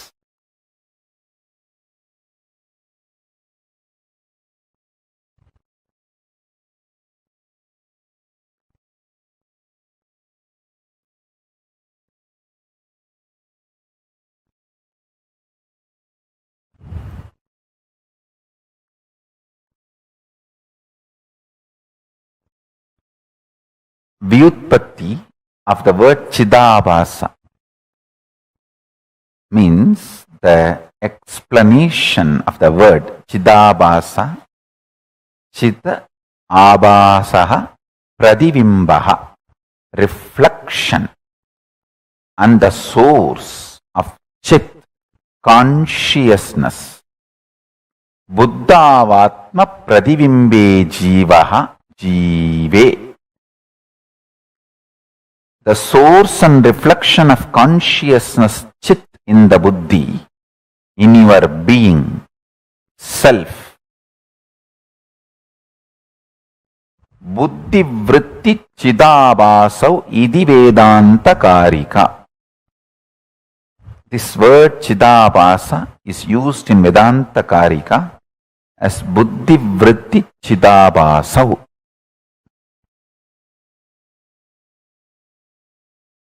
Listen. The source where the being of Chit and doing of consciousness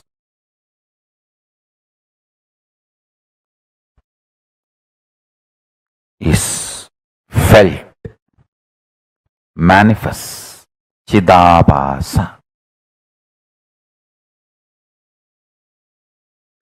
First few days only it will be like a monologue. You are talking to Paramashiva. Just after a few days you will see that he is responding in your inner space. You just know he accepted your food.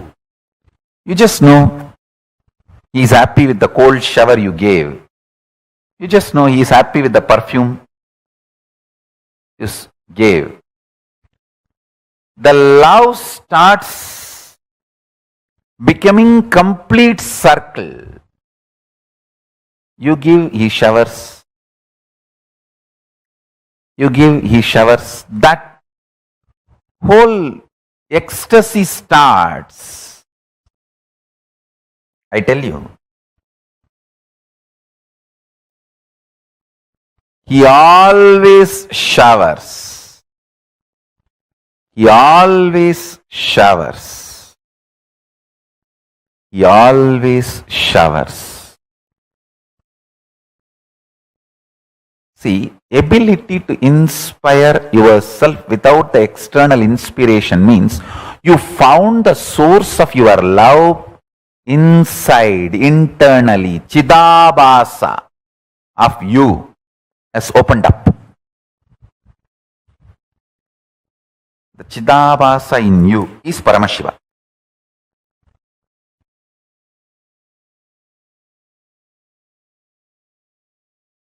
I'll be absolutely integrated to all of you. Let me give you the first truth, powerful cognition from today. It got revealed into me in Tamil, so I'll recite as it is, then I'll translate. Agachar budamayum புறச்சார் புடமையும் பரம்பொருள் நிலையே என பரம்பொருளுக்குள் நிருந்து நீரு Hindu. That's the word got revealed. நீரு இந்து. தன்னை தன்மயத்திற்குள் இருப்பார்க்கே தான் தானே வெளிப்பட்டு தன்மய சக்தியெல்லாம் பொங்கி பிரவகிக்கும். Let me translate in English. Understanding the inner dependency or outer dependency for your existence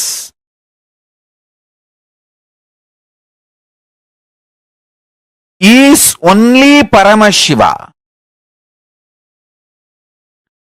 Your principles and policies related to economy, your life's goals, your life's relationships, how you want to live, how you want to die, what you call as a success, what you call as failure. Everything. Listen carefully. The inner dependency for inner or outer. The word agachar budamayum, purachar budamayum. This word has to be understood in all dimensions as Paramashiva revealed to me. When this truth was getting mapped, I also got the revelation Every powerful cognition in you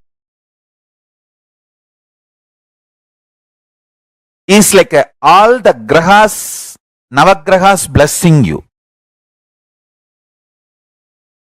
Navagrahas are the most auspicious cosmic energies. Never punishes you. Do not have incompletion with navagrahas. They are absolutely compassionate and they only awaken Paramashivatva in you.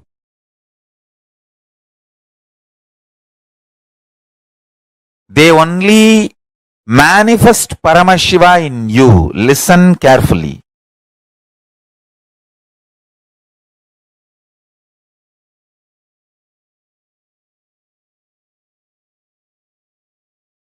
If you understand my love, you will understand all the Navagrahas' love for you.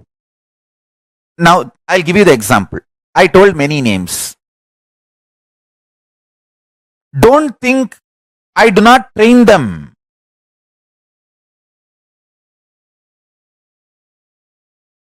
My extreme love,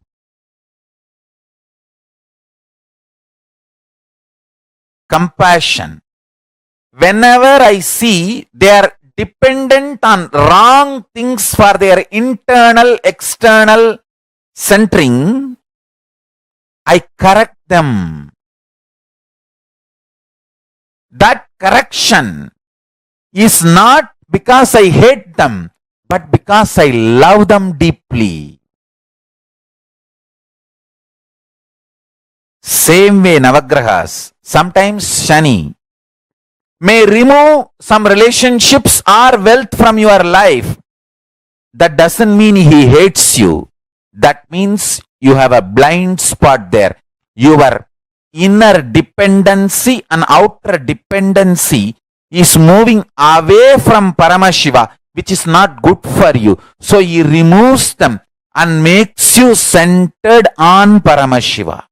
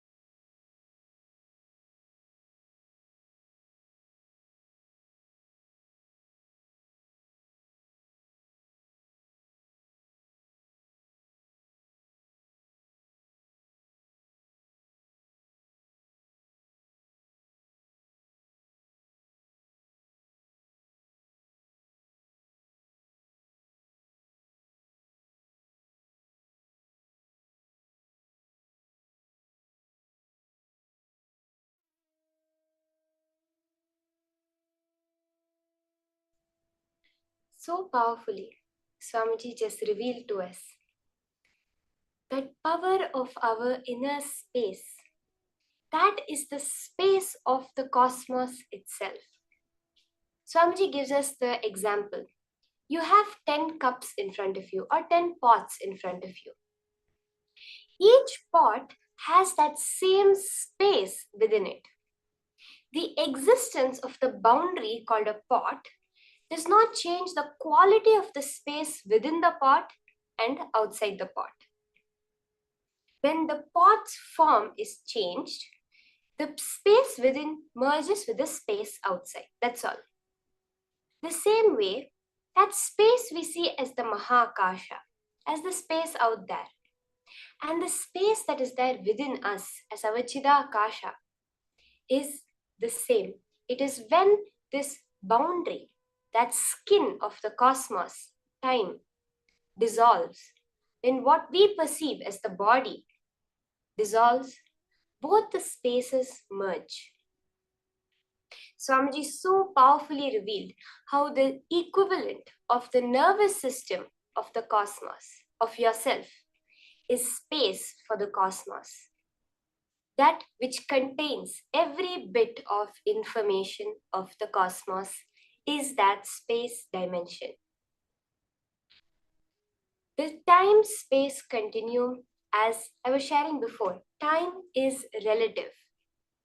The way it exists for you is not the same way as it exists for another person. The ability to inspire yourself without external inspiration means that you found the source of your love inside, internally. Your Chidabhasa has opened up. The Chidabhasa in you is Paramashiva. Love towards him manifests the Chidabhasa, the time-space continuum in you, sweetly and beautifully.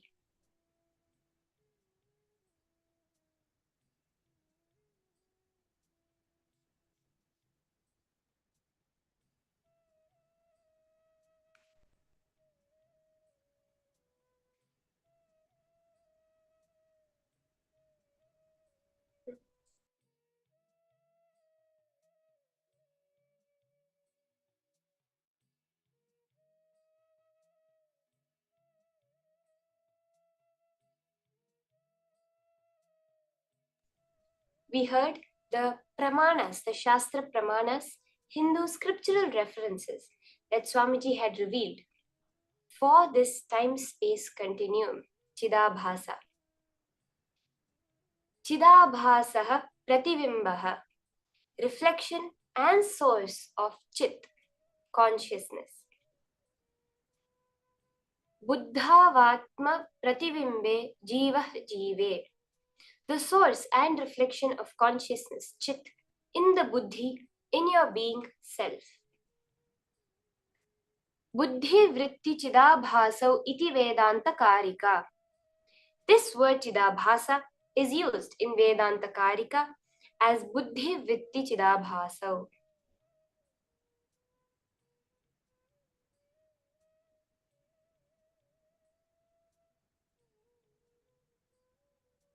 For almost all human beings, the immediate time-space available is only the next few days. By that time, your space is different. When you're inspired to do something, in another 2 days, that may not be the same. Your Chidabhasa, source space of consciousness, the time-space continuum, gets built consciously only with space-based sankalpas. When you make a sankalpa, a conscious decision based on your space, then the Chidabhasa gets built consciously. Declare supremacy over the space-time immediately available to you by declaring your Satya Sankalpa. What you have the immediate availability of, that time and space, declare your supremacy. Let's do a small exercise to awaken this Chidabhasa. As Swamiji said, love manifests Chidabhasa, time-space continuum in you sweetly and beautifully. If you start practicing it, you will understand how powerfully this technique works for you to be stable. When you wake up your Atmalinga or your Atmamukti, which you are wearing. Paramashiva, please wake up. Morning, when you take a bath. Swamiji, Paramashiva, please take a bath. Pour a few drops of water on the linga. Always wear it. That is the best way. Pour water on your body and pour water on the linga. Swamiji, please take a bath. When you eat, whatever you eat, say Swamiji, please eat.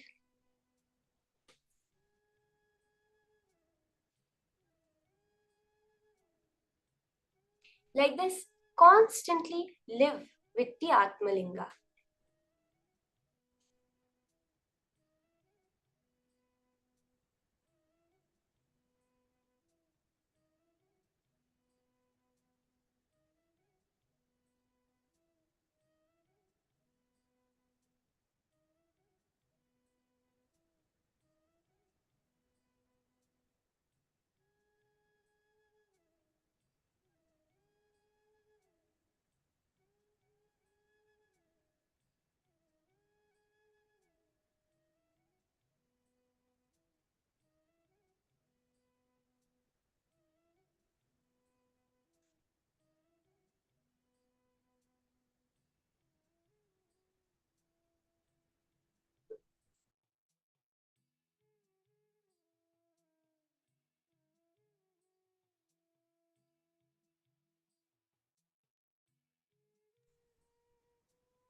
So now, with this powerful understanding, practicing the presence of Paramashiva in your daily activities, living, knowing that Paramashiva is there with you at every moment.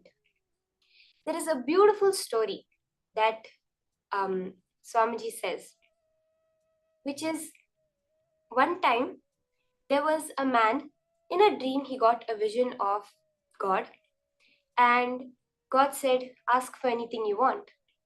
And he said, oh God, I just want one thing. Always be by me in my life. And from then on, he always saw two footprints.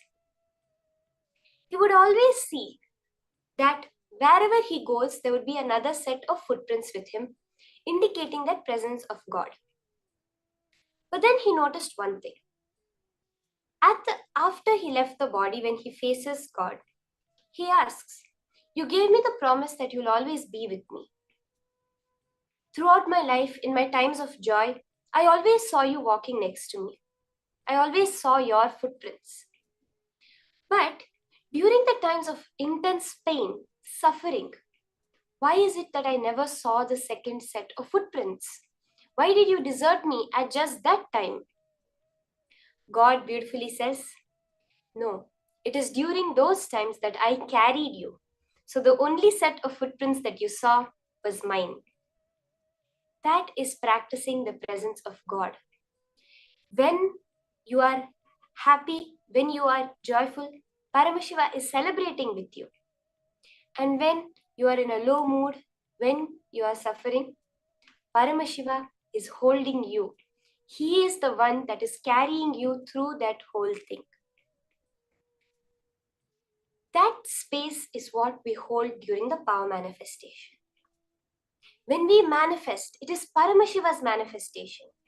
He is celebrating with us. And when we perceive that we are not manifesting, all we need to know is Paramashiva is holding us. Whatever it is also his manifestation. We just have to pray, Paramashiva, give me that intelligence to see your manifestation in this incident. Like how that man, during the times of struggles, he saw only one footprint. He thought it was his and that God had deserted him. But all he needed was that small intelligence that at that time God was carrying him.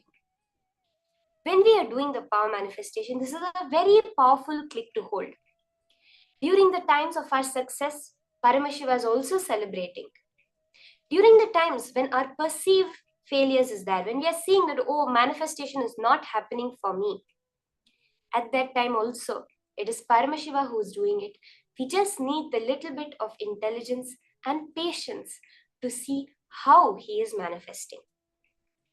So with that context, let's all enter into the power manifestation session. So we'll continue the previous round as we were doing, scanning a particular object, the details of a particular object.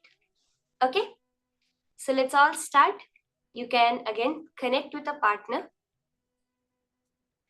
and ask them to give you any certain object that you will be scanning the details behind.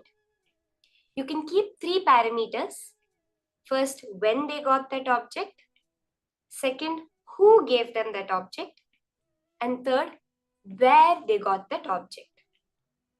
You can scan in as much detail, even if further details, other details, seemingly irrelevant details come. Share it exactly like that with your partner. Paramashiva always manifests. Swamiji always says that when I ordain, I sustain. So when he is telling, look into my Atma Murti, I will show you the Akashic records.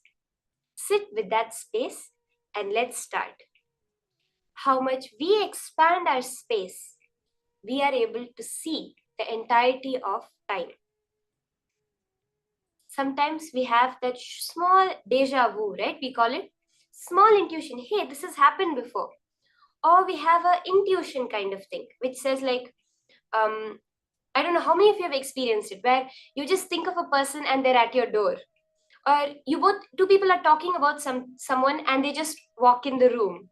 How many of you have experienced this? You can just put a yes in the chat. That experience is that few moments where you are relaxed in that space of Paramashiva. All we want to do is bring that space back. Okay? So let's start the round of manifestation. Connect to Swamiji. Sit as Mahakala Bhairava, as Veerabhadra, in that intense feeling connection. Chant the Mahavakya, Om Nityananda Paramashivoham, intensely.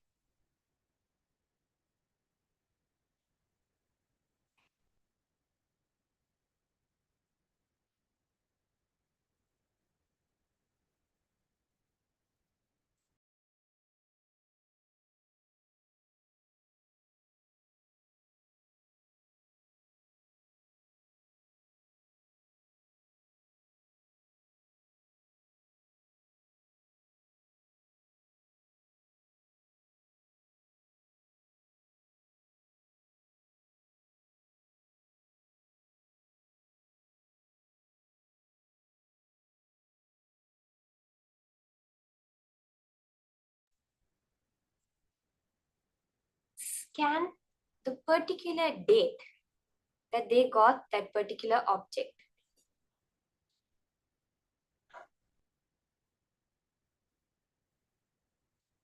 You can also do the manifestation of the next level of Akashic readings, of getting a particular date. What are the happenings on that date? Where were they? What happened? What was their dress color? Connect to Swamiji. Look with all your 3 eyes into the Atma Murti and reveal whatever Paramashiva shows you in pure golden letters.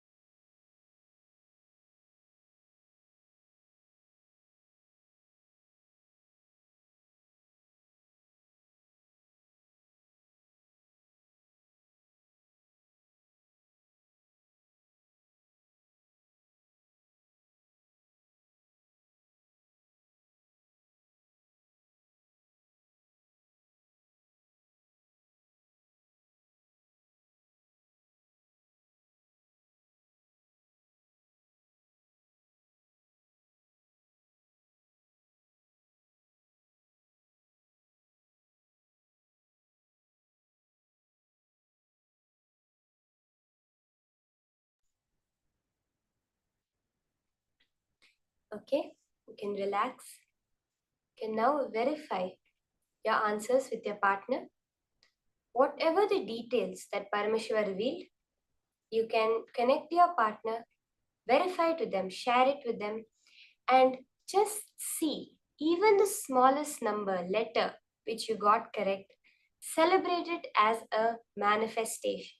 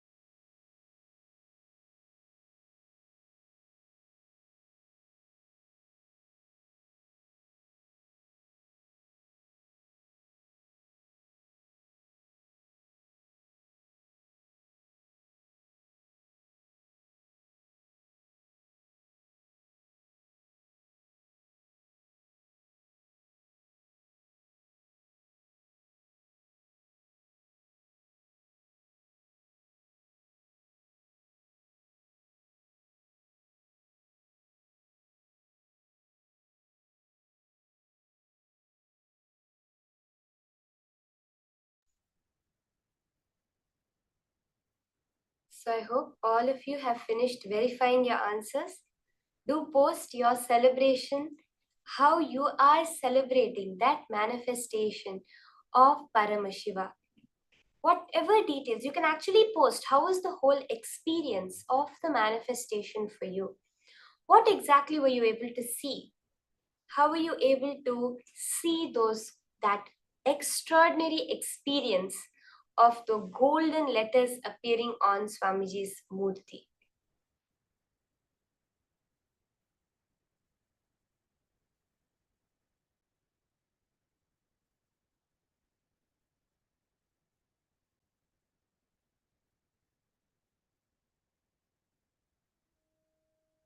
So please share that beautiful happening. How were you able to experience the cosmic archives, the presence of Mahakala Bhairava? Whatever Paramashiva revealed to you, how did it appear for you? Please post. We would really like to hear from each and every one of you how the manifestation has been going. With that, we are entering into the next session, higher powerful cognitions from Swamiji on conquering time. I think this would be everybody's dream, to be never be short of time, to be able to be on work on time, to be able to do everything on time, to be able to get enough rest, to have enough time to play, to enjoy. I think everybody's dream is this. So Swamiji is now giving us the science of how we can conquer time and conquer life itself. Let us now listen to these higher powerful cognitions from Swamiji.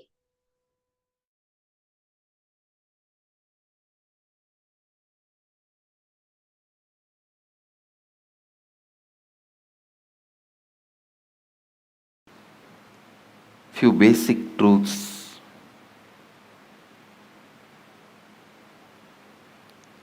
Please understand, every sacred secret, every sacred truth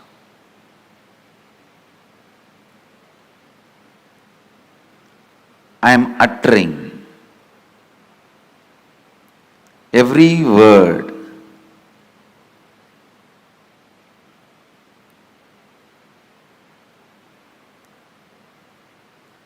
need to be internalized and internalized. Do not sit with the intellectual tiredness. Usually people have this pattern. Tell us finally what we should do. No, things don't work like that. Please understand.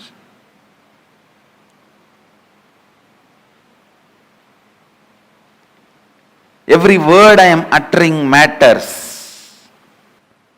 The first truth, time is a matter.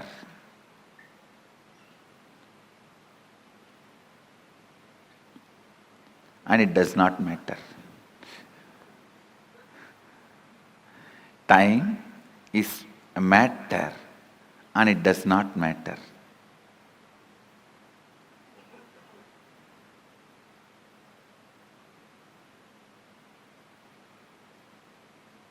You can manipulate it as you can manipulate your body.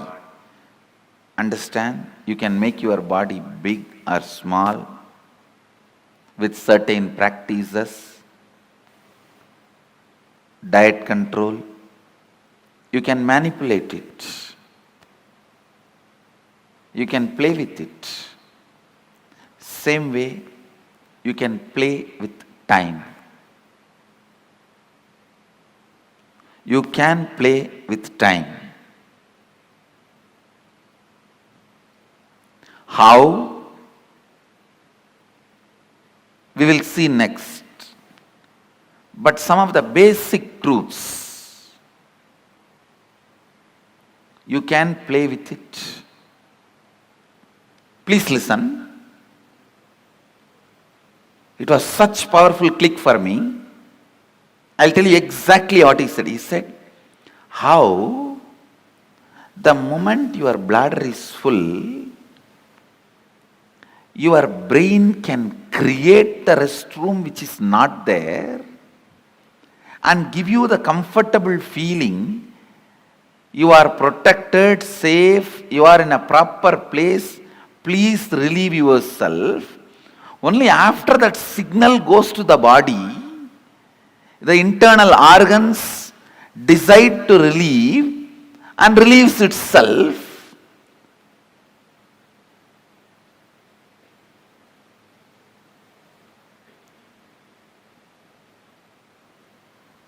The pressure inside you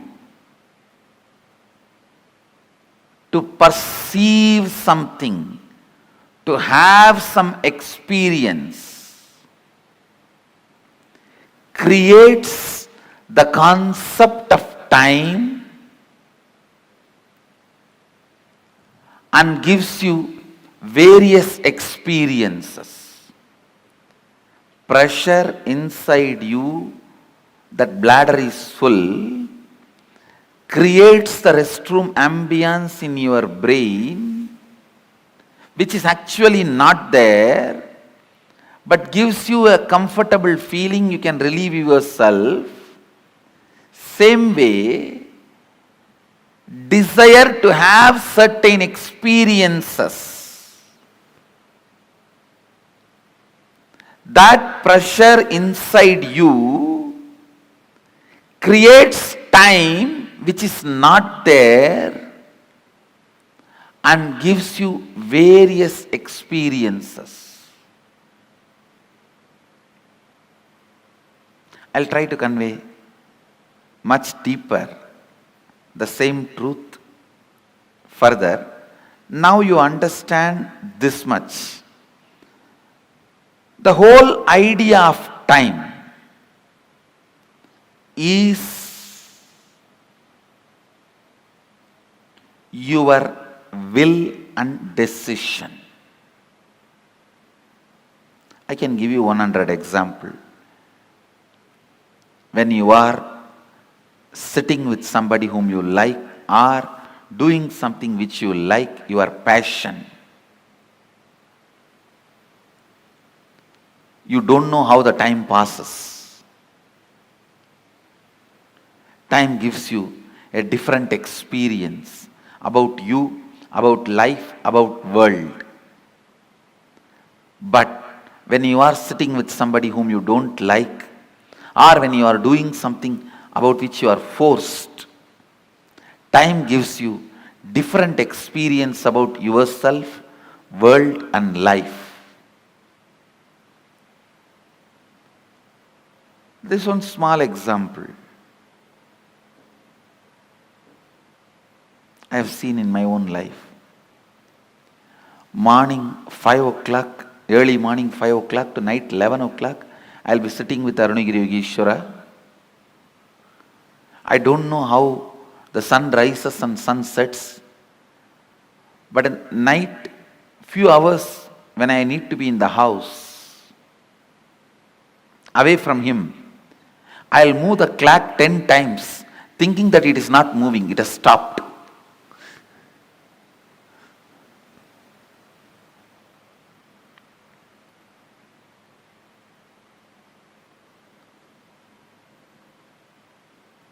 I'll feel why the nights are so long. Time is slow when you wait. Time is fast when you are late. Time is deadly when you are sad. Time is short when you are happy. Time is endless when you are in pain. Time is long when you feel bored.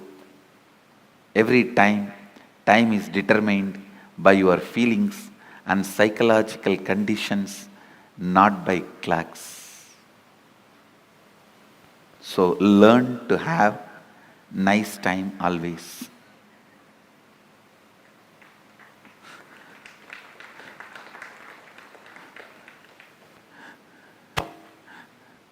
Whatever now I am sharing, most of you may know that ideas, nothing new.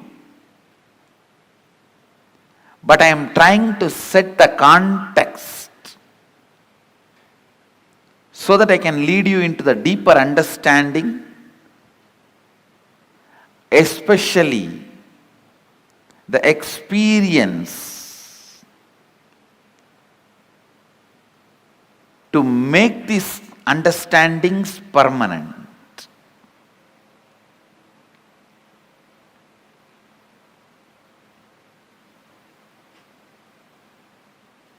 Time is a matter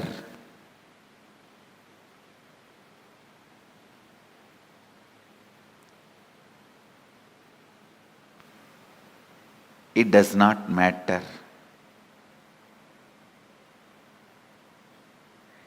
It can be manipulated as you want.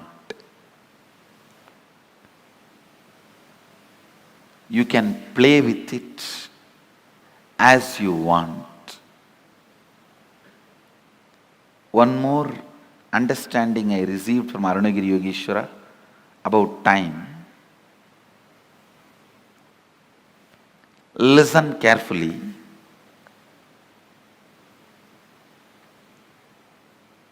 The whole life is just a vast canvas. Space is the canvas.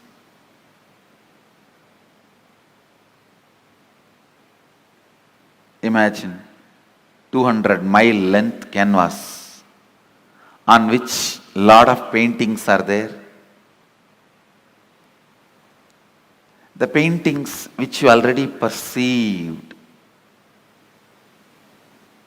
is called past. The painting you are perceiving is present. The painting you are going to perceive is future.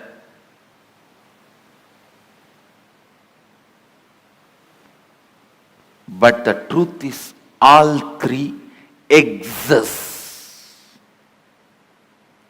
All three exist.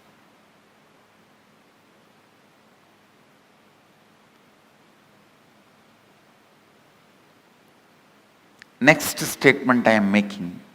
Please listen. First statement I am making. Past, present, future, all three exist. And the next statement I am making, you can alter all the three. We always think, if all three already exist, how can I alter my future? If it is already existing, how can I alter? Understand? The painting exists does not mean you can't add something to it. Your powerlessness, I can't add something to it, only makes you stop adding. And very important statement I am making now. Not only you can alter the future, you can alter your past. How? We will make. You can alter your past. One, time is a matter, it does not matter. Second,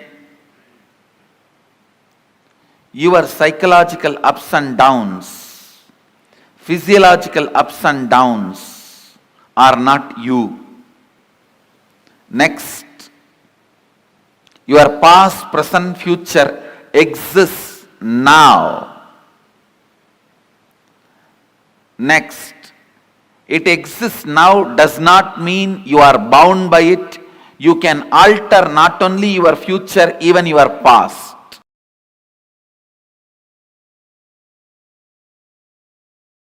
I had a fortune of meeting a great Paramahamsa. His name was Sundananda Swami. He was from Ramakrishna order in Mangalore. Now he is no more, he left the body. In his room he will have 25 clocks. One will show 8:30, one 9:10, another one 1:30, another one 2:40. Like this 25 different times. I used to ask him, Maharaji, why this is an elderly person. Maharaji, why like this? So many clocks with so many time. What is actual time? He will say, hey, Koka. Koka means in Bengali, small boy. He will say, hey, Koka, whatever time I want, I will keep that clock as a real time. It was very shocking. And he was head of the monastery where so much need to happen as per the chronological clock. But he was always making everything happen. The absolute freedom from time. Listen. Consider this line, straight line, as present moment. Now. Every thought happens between past and future. Please listen. Actually, from morning I am giving you different truths about time. Now all those zigzag puzzles will fall in place if you just grasp this one. All thoughts, it can be as simple as feeling like having a cup of tea, or as complicated as politically strategizing for some victory. It can be as simple as wanting to have a cup of coffee, or as complicated as political strategizing for some victory. Any thought means movement between past and future. Thought means nothing but you move to the past and future. This is past. Let's consider this as past, and this as future.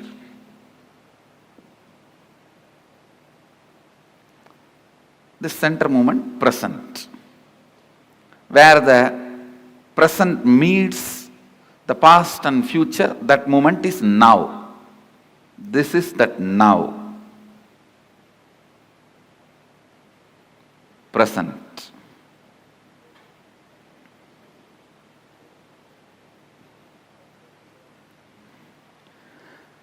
Understand, if these lines symbolically represent time, means this board is the space. Symbolically, this board represents space. On space only the whole time happens. Space is the most subtlest matter on which the play of time happens.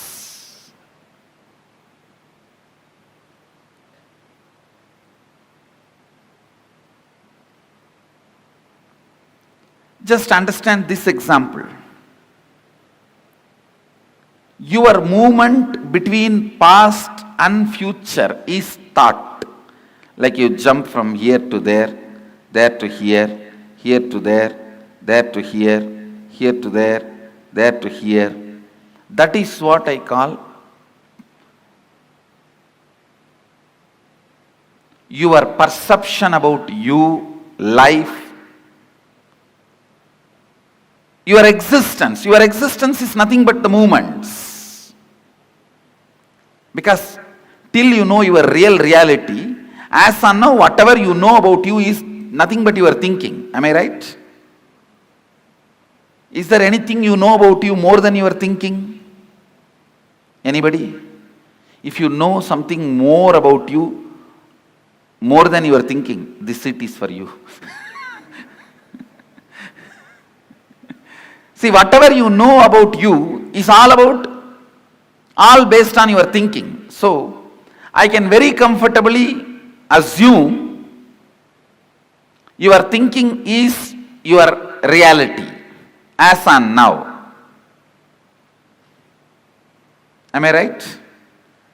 So, it is all about you jumping into the past and future, past and future, past and future. That's all is your thinking. That's all is your, what you call as you. See, what I call as you is much beyond than what you call as you. So now I am talking about what you call as you. It's all about movements between the past and future. And I want you to know, it has a direct utility in your life's balance sheet. So please don't think it is some philosophy, it is some metaphysics, it is some intellectual stuff. Allow every word to enter into you. It can increase your everyday balance sheet. Double. It can increase your everyday balance sheet. So allow this understanding to set into your system. I can make you alive.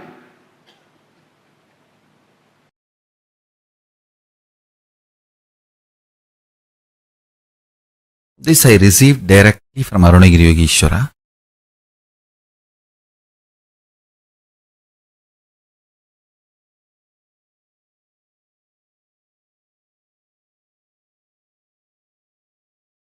Listen carefully.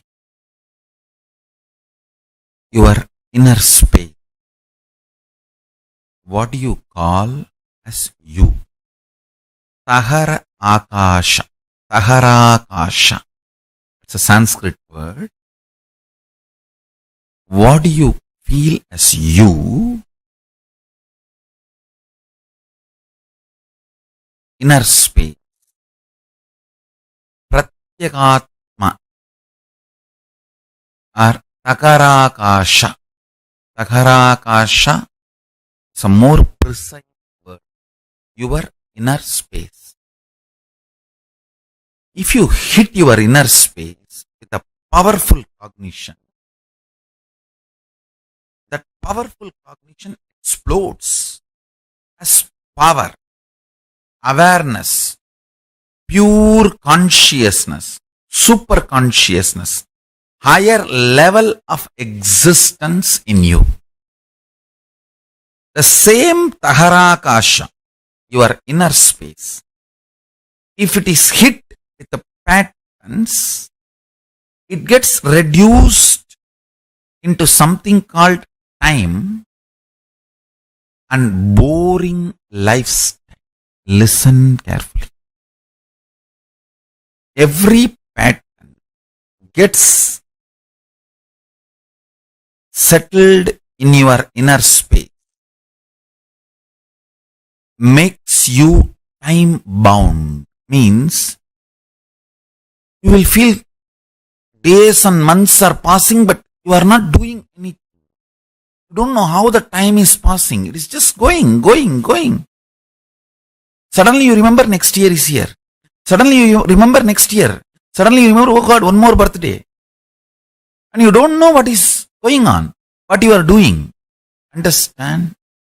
More patterns, more unconscious, more delusion, more you become time bound. That is why Kala Bhairava is described as ferociousness. This is exactly I learned from Arunagiri Yogeshwara. He says, whenever you are ferocious and break one pattern, you gain 1 hour extra in your life. Understand? I am giving you a rough example. Sometimes when you break one pattern, you may get even 3-4 hours extra. Means that 24 hours chronological time is different. Consciously, how many hours you are living, that psychological time is different. Phenomenology of the time. Listen. In reality,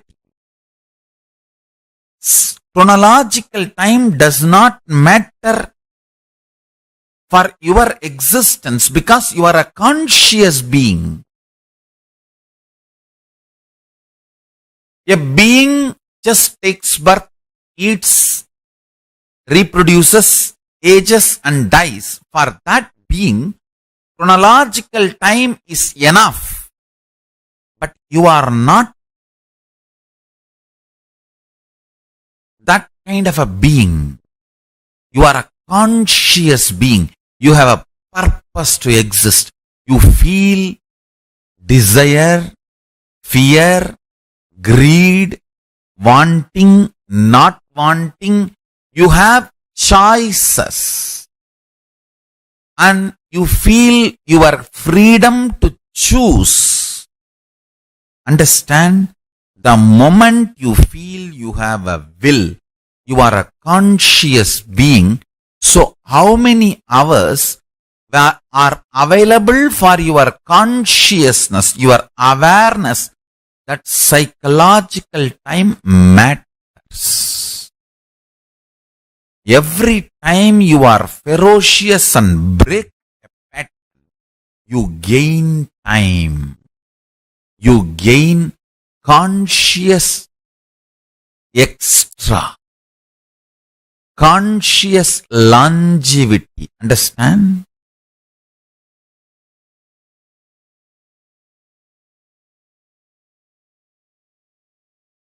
In Hindu tradition, we have two. One, increasing the physical longevity. Another one, increasing the conscious longevity. Veda, Ayurveda. Ayurveda is all about increasing the physical longevity. Body functioning with health for long period. Veda is all about consciousness functioning more. Understand? Every time you break a pattern, you have more psychological time available to you. Living in Kailash, Kailasavasi is all about making the maximum conscious psychological time available to you. Of course, I do work on your body, detoxification, giving you the best organic food and make your body also live long.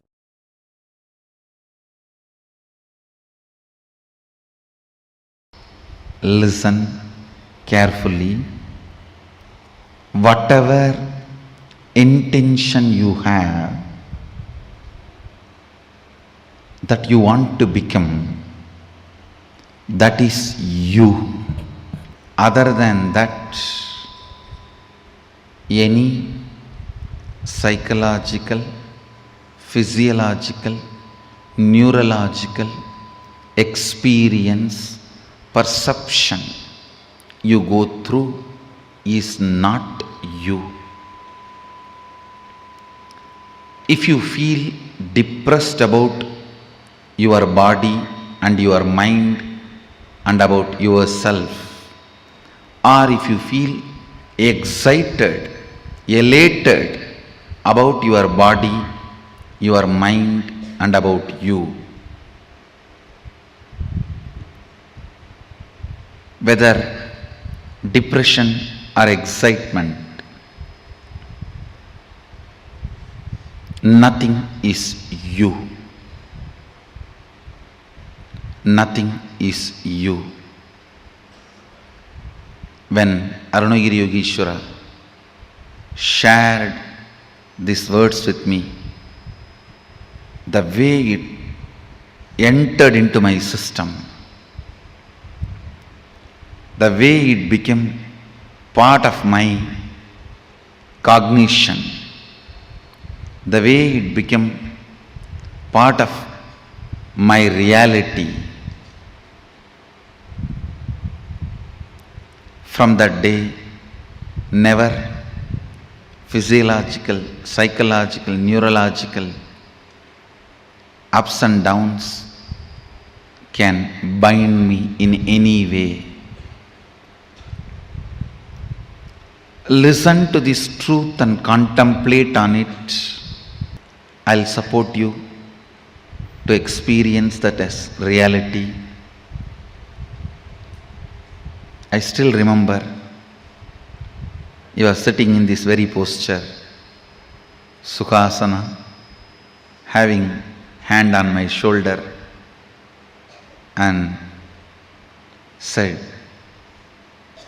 the exact words uttered in Tamil. மெயின் நினைவாலோ உயிர் நினைவாலோ மூளையாலோ உணர்பவை உள்ளது அல்ல.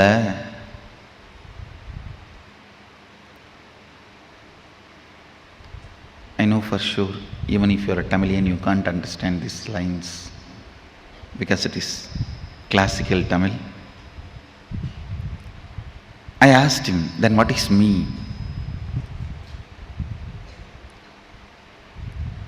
He put the next question.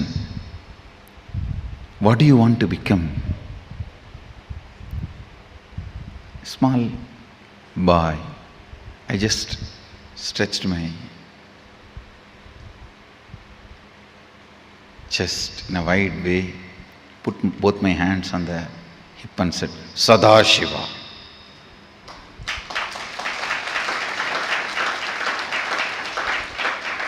Whatever I heard from the temple lectures, satsangs, pravachans, books, that is what I know as ultimate. So I put both my hands on the hip and said, looking into his both eyes, said, Sadashiva. And already his hand was on my shoulder.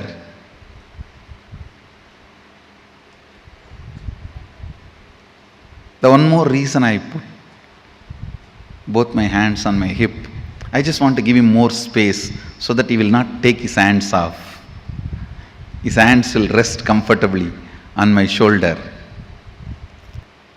I was so much in love with him, I will not miss a single chance to have his touch. Whether he touches me or I get a chance to touch him. Already his hand was on my shoulder. He said, you are that.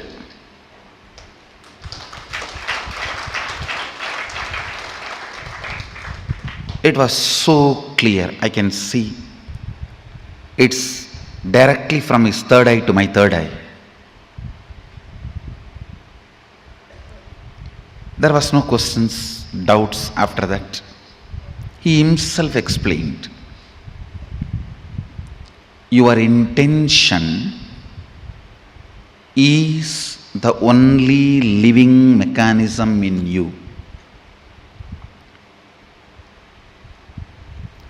ஆஞ்ஞையே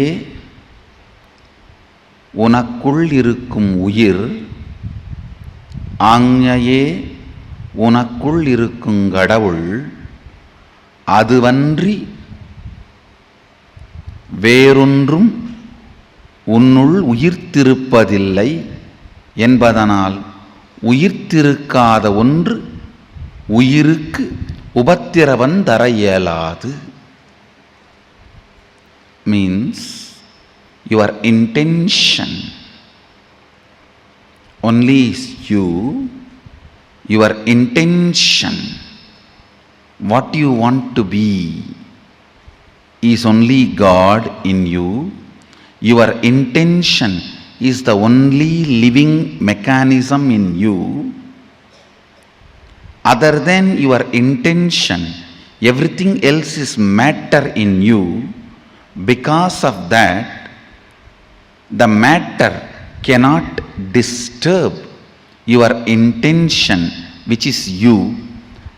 You cannot be controlled, affected by the matters in you.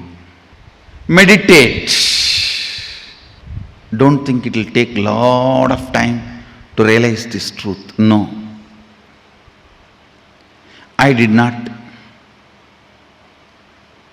put all my self-effort and realize this truth. I got it as gift. So I commit with you guys. I'll give it as a gift to all of you.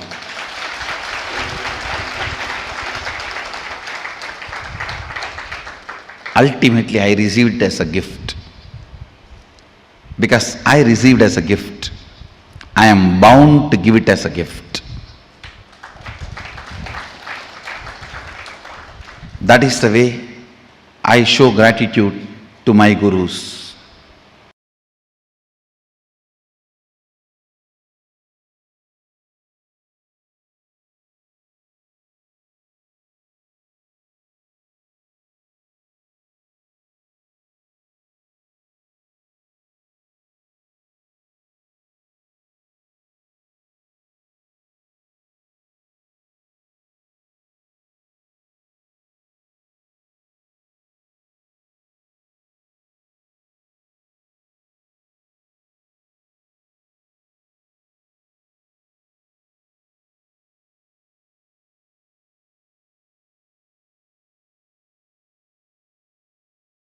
Whatever may be your perception, whatever may be the way life occurs to you, don't try to find reason now. Please understand, I only asked you to pen down how life is occurring to you. I have not asked you to find your reason. No. All your reasons. I always tell people, your reason should be reasonable. The reasons you find should be reasonable. It should be useful for you. It should be about future. I am giving you one example. Somebody is suffering with depression. If you want him to get healed, the very diagnosis and the context with which diagnosis is done itself should be towards the goal of curing, healing, completion. The way life is occurring to you now, please understand, the second secret I want you to know from this program is right method of diagnosing your problems. Diagnosis should be done from the angle of future possibility, not from the aspect of how you can dump the responsibility on the past. The why should be attended from future. That is, only then it will become zest, or it will be cut. If you try to deal the why from the past, it will be just cut, crass. Only if you deal it from the future, it can become zest. Listen, always attend the why to make not to dump as crass X.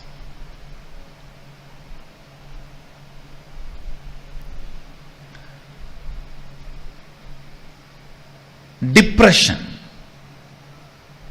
If the simple diagnosis can be done to a depression, any depression has to attract the high energy. It's a simple logic. Whether in the water body or in the weather, if there is a depression, there is going to be a fulfillment. I tell you, most of the people enjoy your problems because only when you have a problem, you will be dependent on them. By and by, you yourself start enjoying it. Because with problems, the infrastructure you established seems very useful and fruitful. You look very brilliant. When the problems become redundant, the infrastructure you established looks redundant. So the time you spent on all that looks very redundant.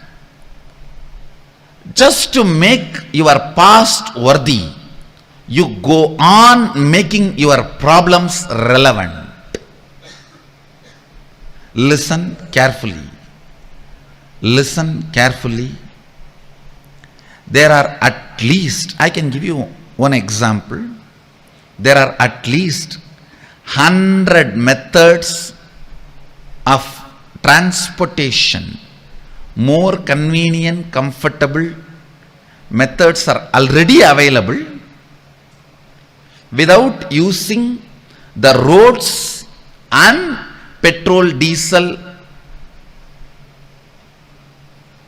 the oil, without using the oil and road. At least 100 methods of transportations are already available. Enough of balloons, methods, just you can race for 200 feet and reach your office, all that is available. Nobody wants to make that popular because all the energy, time we spent on road and oil will become irrelevant. So we will look like a fools.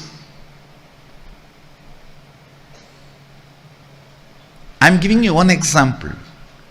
Whether in the field of health, or whether in the field of communication, whether in the field of transportation, in every field, enough has happened. If you look at the why from the angle of solving it, but the why is not looked from the angle of solving it. Let me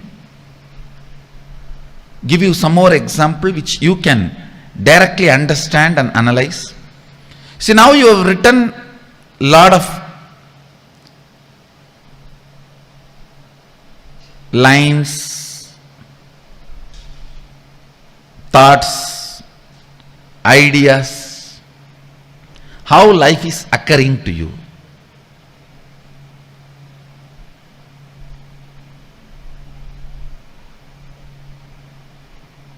You always think, I know the problem, I know the solution, only I don't know how to execute it.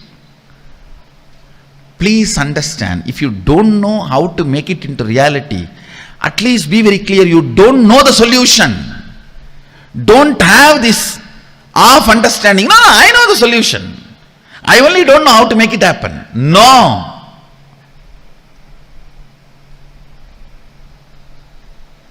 That is what I call consolation out of confusion. Trying to console yourself out of confusion. Understand, till the result happens, effort cannot be called as effort. Till the effect happens, effort cannot be called as effort.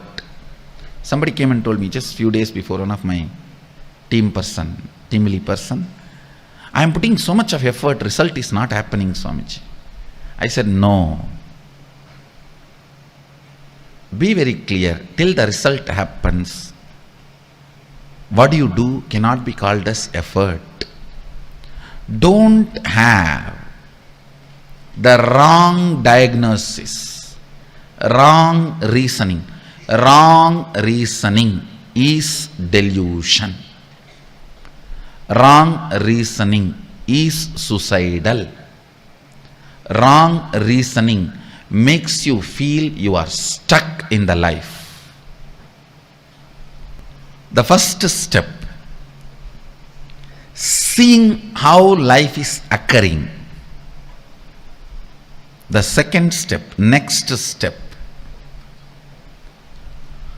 always look at the life,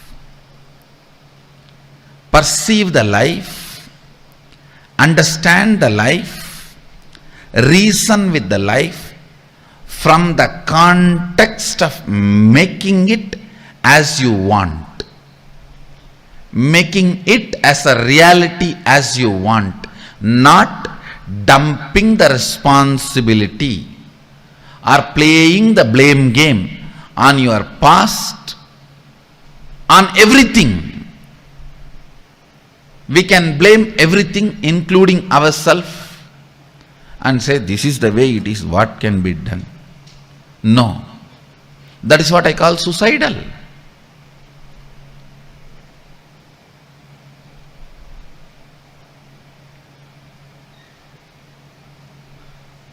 Many times we even start enjoying our belief that we are only capable of this much. This is the way it is.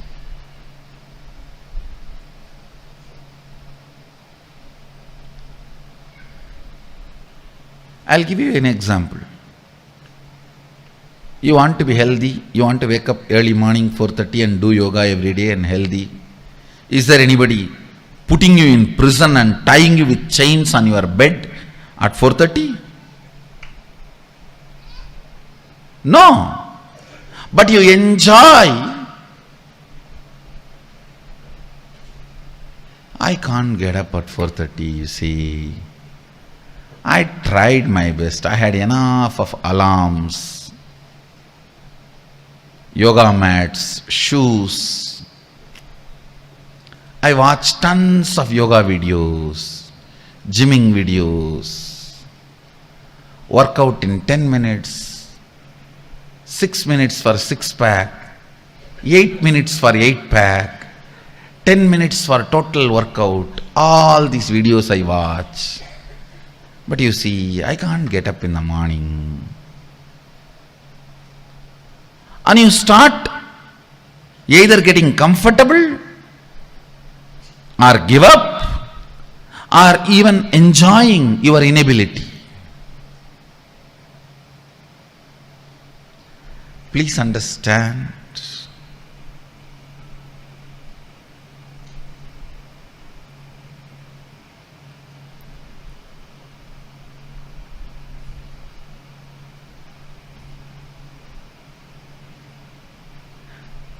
I am not even saying you need to put all your effort. I want to make only this statement as essence of this session.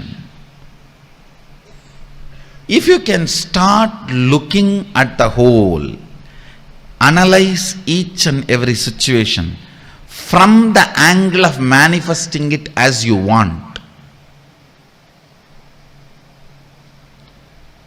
instead of the blame game of why the way it is.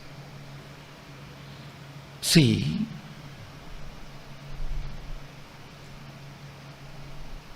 when you look at why the way you think, why the way you act, why the way you talk, why the way you feel, why the way you exist, the way you exist.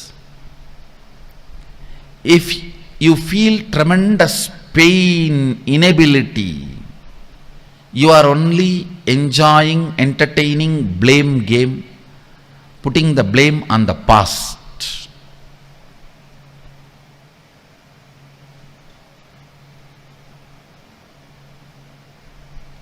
Now it is time. Even the why should be from the context of how. Oh, you don't know, Swami, my background. For my background, even how I survived is extraordinary. No one else other than me would have survived in my background, the way I grew up or the place I was in. If you are interested in that, you will never find solution. You will never find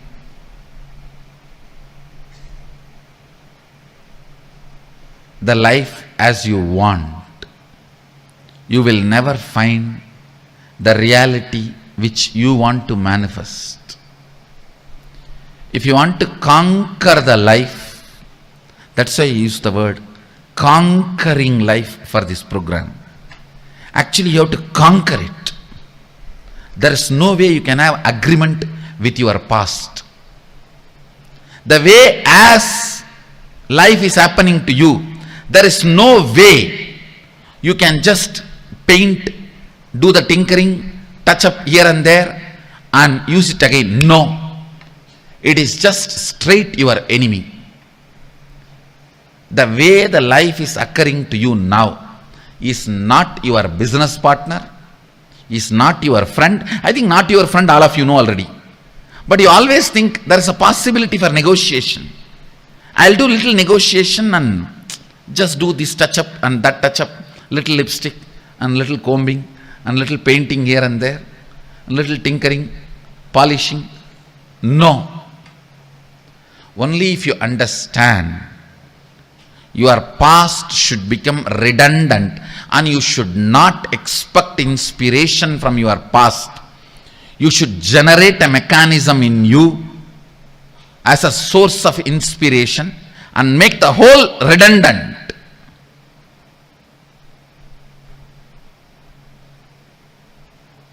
The whole should become irrelevant. Only then conquering can happen to you. Please understand, the spirit with which you need to approach whatever way the life is occurring to you is conquering, not adjusting, not manipulating, not withdrawing. The way the life is occurring to you, you just need to conquer.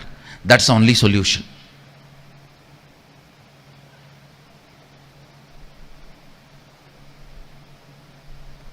As long as you have the light, soft corner and sympathy for you, and justification about the way you exist, conquering is not possible.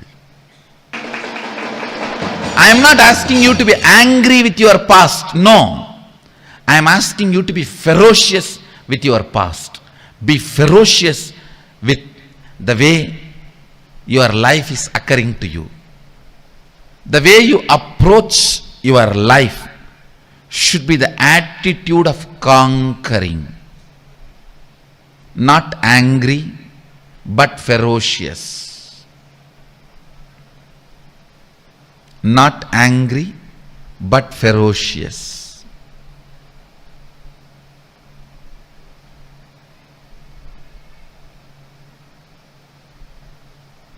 This is one small but great shift needed to happen. The way you look at the life, the way you diagnose your life, the way you find the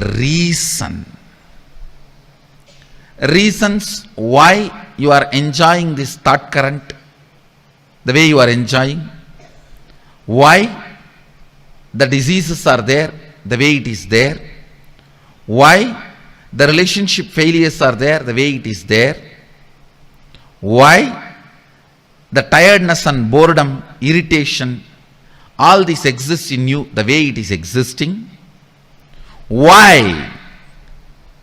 Ask all the whys from the angle of solving it, not from the angle of blaming it. Few minutes of contemplation. Please take it up.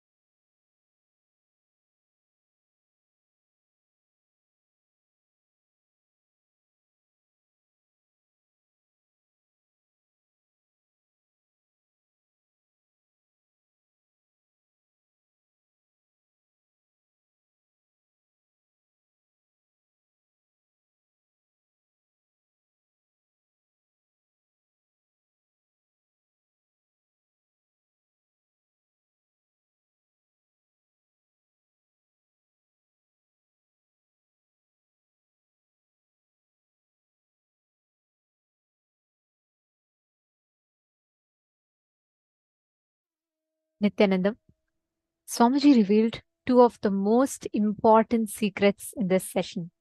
Understanding about how exactly the law of life is, how time functions, how life functions. Swamiji taught these two most important principles. And this whole session was so powerful, the way Swamiji revealed the truth, right? How many of you understood the science of conquering time and the science of conquering life? Like Swamiji was telling, many times when we spend time with someone we love, like for example, Darshan, let's say, when Swamiji comes and sits, we will be like, oh my God, I felt like Darshan just started, already 3 hours have passed. How many of you have had this experience?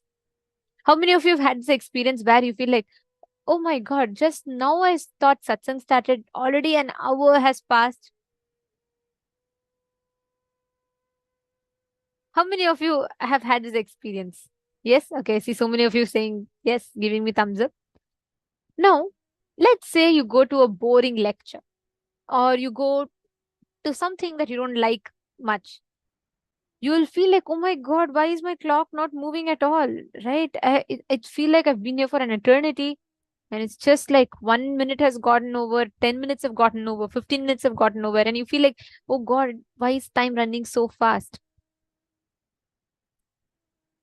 Understand, time is the skin of the cosmos. Every time rubs against you, the Kaala Chakra. See, that's why it's called Kaala Chakra, the circular time. It keeps rotating. Let's say this is your life, right? Let's say your life is the x-axis. And the Kaala Chakra is continuously rotating. Now, any incompletion, resistance, powerlessness in life is like a bump on the x-axis.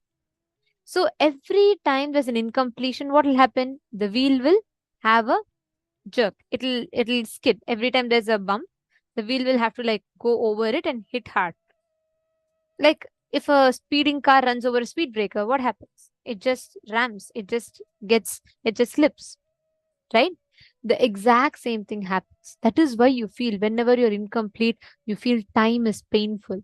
Every passing moment is a load, burden. Swamiji has given such an amazing truth. Like every time I hear this satsang, I feel like what a science Swamiji has blessed us with. Just understanding the principle of conquering time, conquering life. It is just so powerful. I request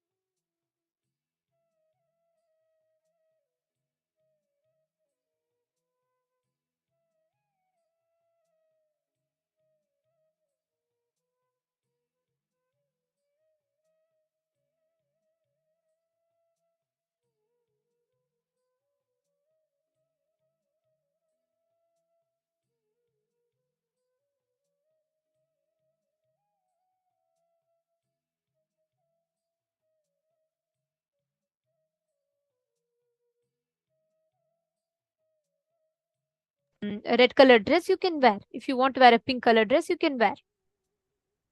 If you want your hair to look a certain way, you can dress up. You have the ability to change your body the way you want.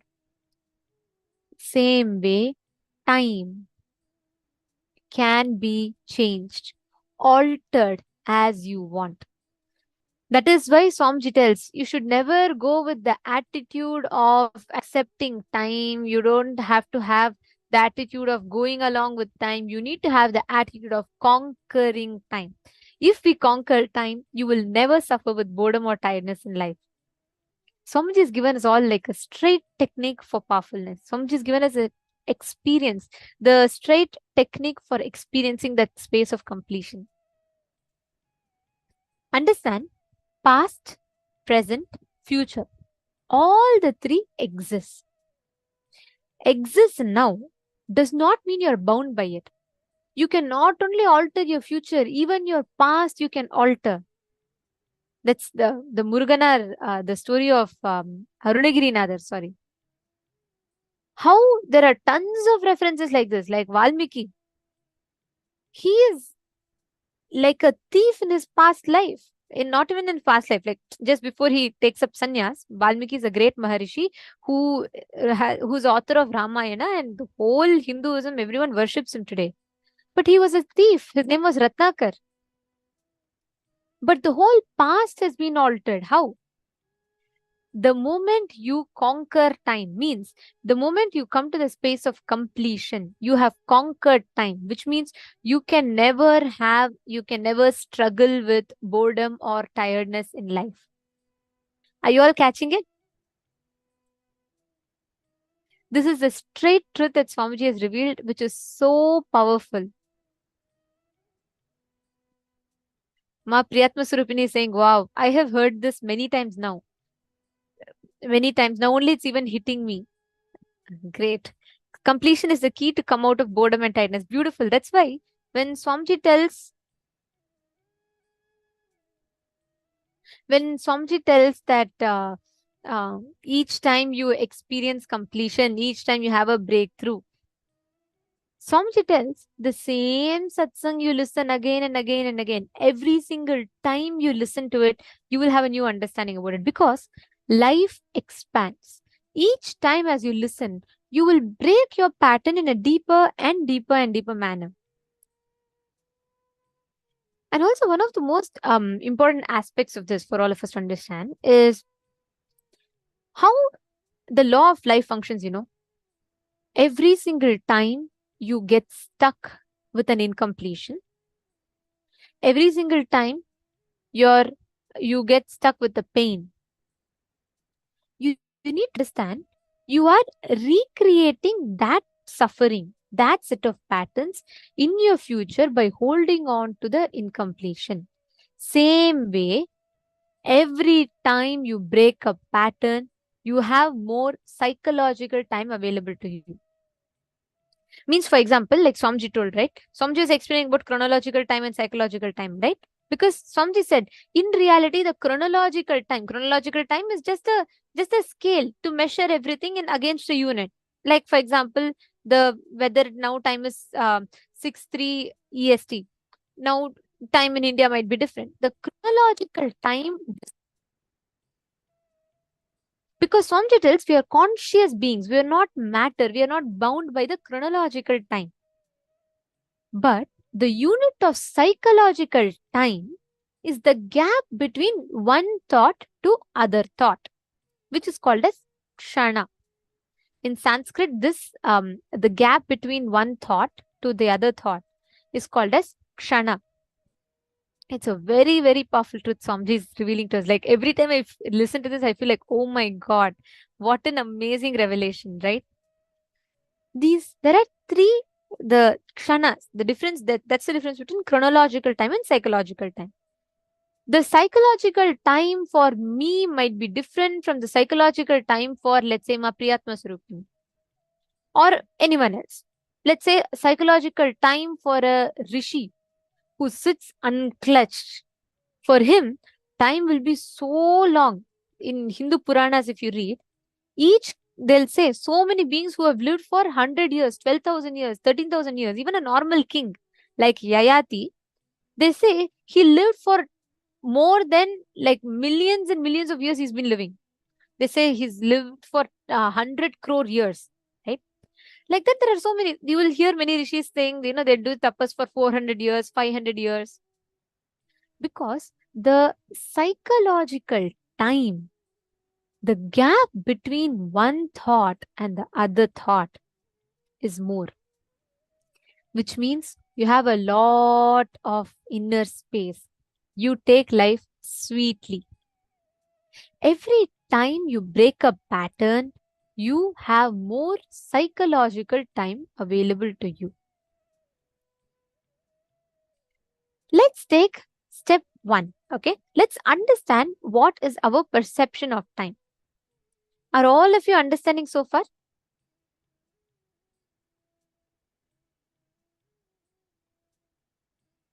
Okay, Ma Priyatma Swarupini, how you're asking a very beautiful question. You're asking how expanding my psychological time will reflect in chronological time. Can you please make me understand? Very beautiful question. I'll answer this for you. Have you ever experienced this? How many of you have experienced this? Where you will come to work, you will sit in front of the computer. You will also feel like last 2 hours I have been occupied. I did not waste time. I did not chat with anyone. I did not do anything. I have been in front of computer. I have been moving from one window to the other. But if someone asks you what you did, you will feel like, how come no work has happened? There's nothing for me. I don't even know what I did. How many of you have experienced that? How many of you, especially if you're working, if you're, if you're in your business field or you're studying, surely you would have experienced this. How many of you have experienced it? You sit in front of the computer or you sit in front of the book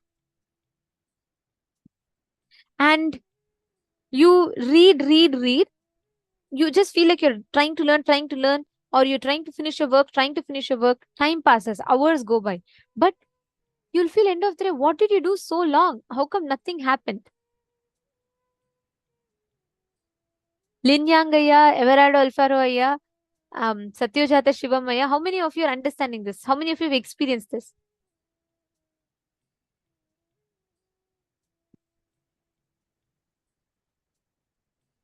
Okay, I see so many people putting yes in the chat.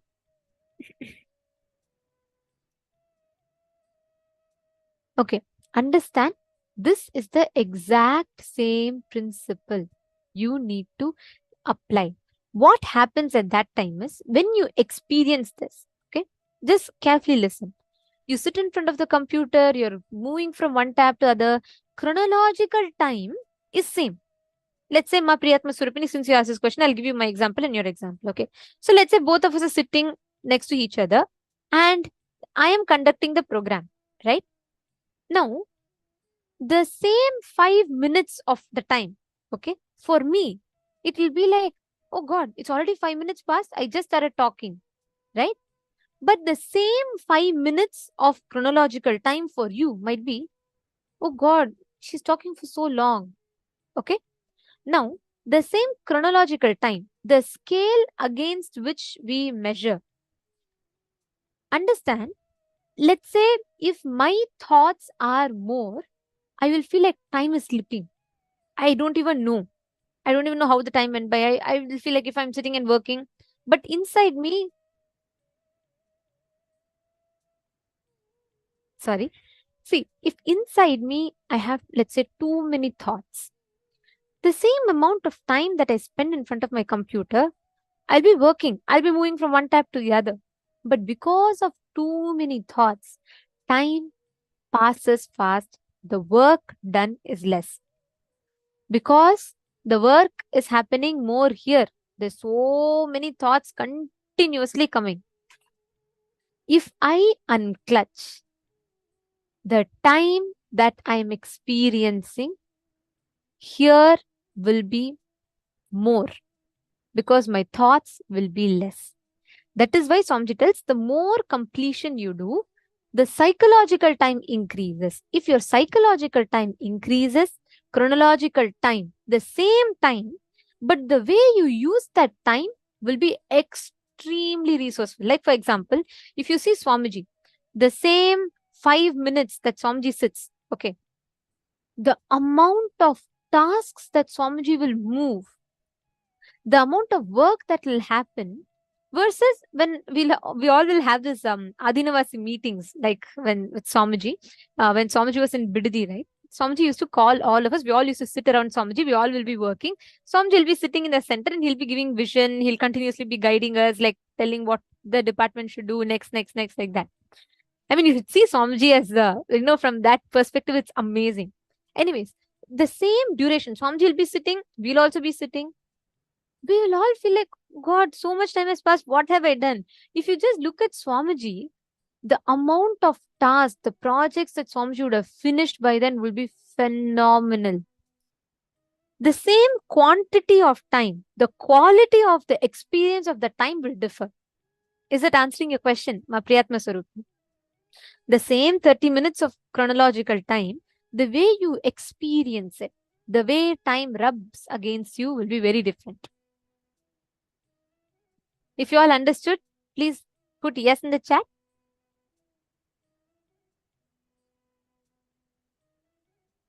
Excellent. Now, I request every one of you to analyze this. Write down when time was too long, when time was too short, and when time was not moving. 2 incidents for each of us. Take a few minutes and write down.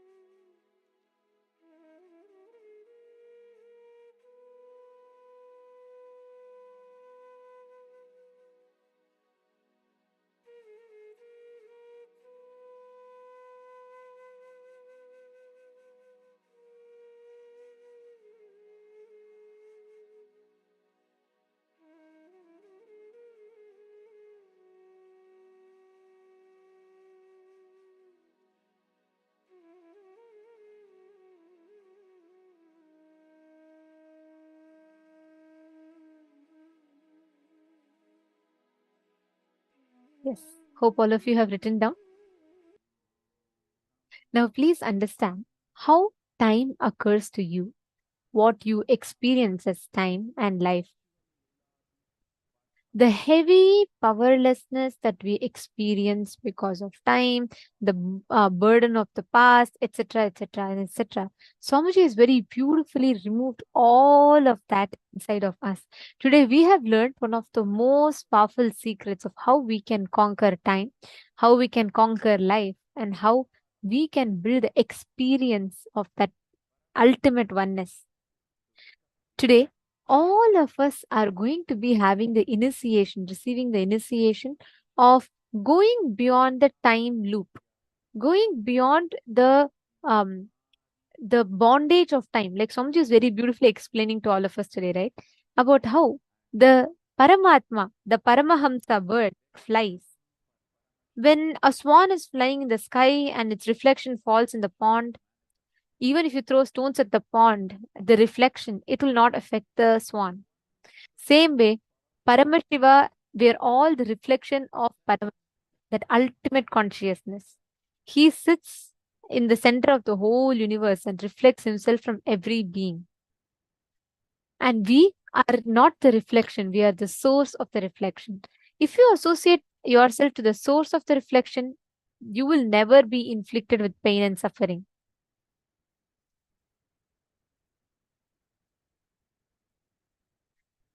Diana Madiandi Jitani has posted.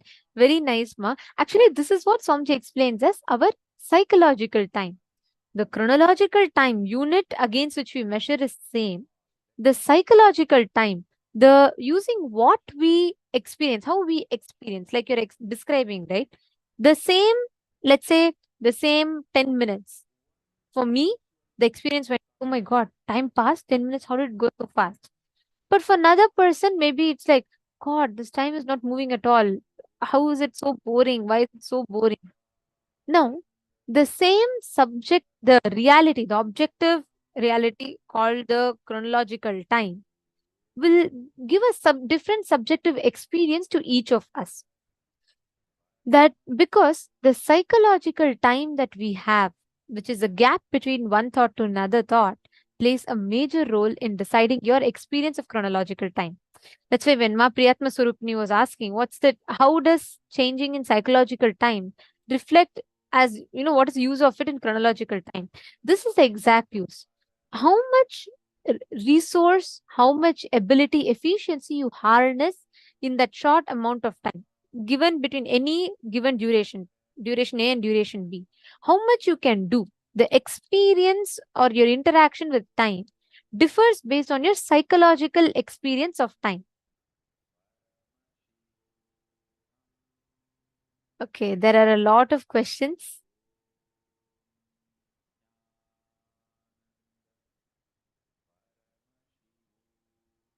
Okay, Ma Mallika is asking, what are Dhyana Shlokas?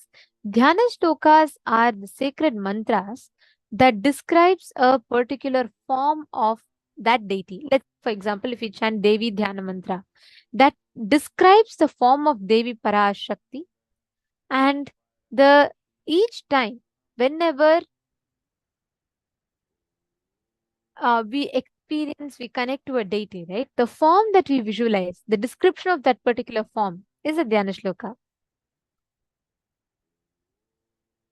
Okay, now it is time for all of us to get ready for the darshan.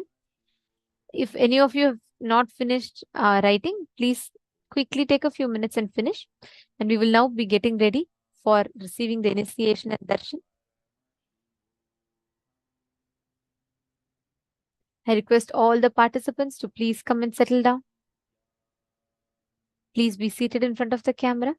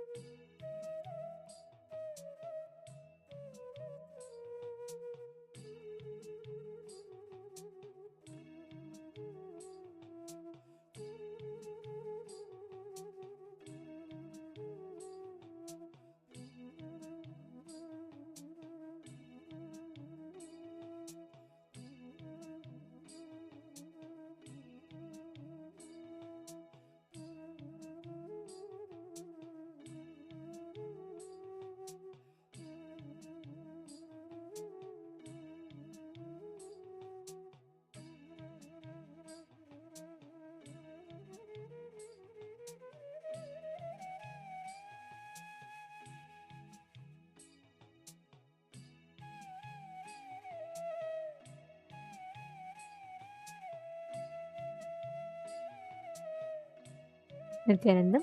Now, let us all the darshan. We request all the participants, every one of you, to please come and settle down. Please be seated in front of the cameras. Today, all of us are receiving the darshan of Veerabhadramurti, Aghorastramurti, Daksha Yajna Haramurti, and these forms of Paramashiva, each of whom embody the ultimate manifestation, how he bestows, showers all of us with the blessings. Veerabhadramurti, Dakshayagnaharamurti, Aghorastramurti, Jalandaravadhamurti, Kamadahanamurti, Kankhalamurti forms of Paramashiva. Today, all of us learned about conquering life, conquering time, how we can break free from boredom and tiredness. With this initiation today, we're going to be having the Anupaya in the Malini Vijayotara Tantra. It is very beautifully described how the Guru can give Anupaya, initiation to manifest Paramashiva in multiple ways. One is Anavopaya, purification of the body, Shaktopaya, purification of the mind, Shambhavopaya, purification of the consciousness, and Anupaya, initiation. See, these methods are the ways how we can reach the ultimate, the divine. Now, for example, each of the Anupayas, like Anupaya, Anavopaya, Shaktopaya, Shambhavopaya, each of these, like whether it is purification of body, purification of mind, like purification of body, Anavopaya means where you do methods like eating haritaki, the detox techniques, do yoga, where you can directly see the results, but you put the effort and you do it.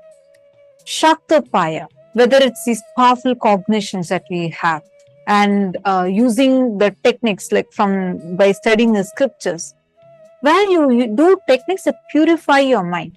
Shambhavapaya, where the purification of your consciousness happens.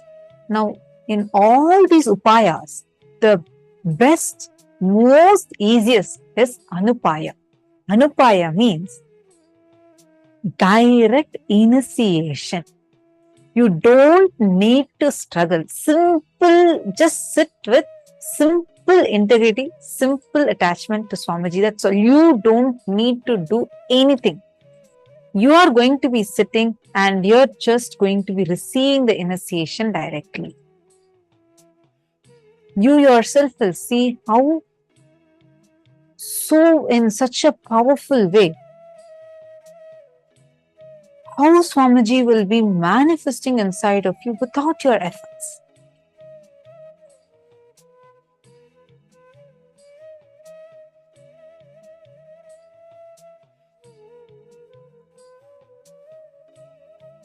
Sitting here today, it is this initiation through which Swamiji is going to be initiating the same purification of our consciousness, body, mind, everything through Anupaya, by giving us directly the experience of that ultimate space where we are beyond boredom and tiredness, conquering life and conquering time. Now, let us all get ready to prepare ourselves with a darshan. We will now be chanting the Dhyana Shloka, the verse which describes the happening, the form of Paramashiva. Today, we are having the darshan of Veerabhadramurti, Chalandaravadhamurti, Aghorastramurti, Daksha Yajna Haramurti, and various different forms of Paramashiva. We will now be chanting the Dhyana Shloka of Aghorastramurti form of Paramashiva.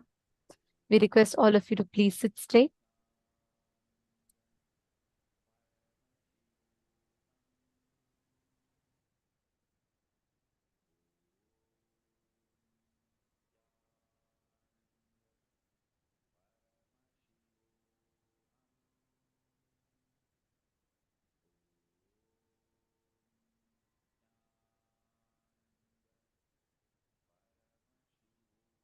तेष्वघोरानुरत्यन्त दोषघ्न कृष्णवर्णभाक् व्यालबद्धजटाजूट कपालदलमण्डितः सुरपिङ्ने क्षणोत्यन्तं श्वेतदंष्ट्रसमन्वितः चन्द्रचूडो विशालास्यो नागयज्ञोपवीतवान् महाकायो महादंष्ट्री किङ्किन्नरवंश्यं युतः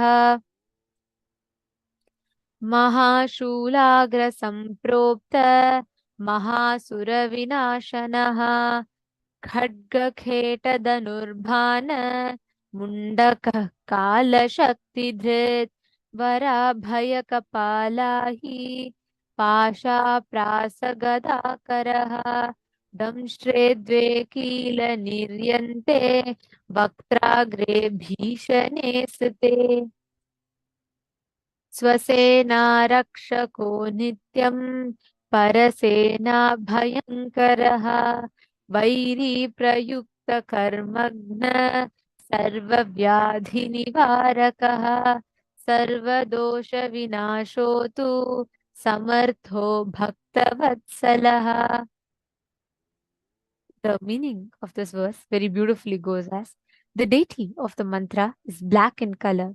His head is with locks and matted hair tied up with snakes. He is adorned with a garland of skulls.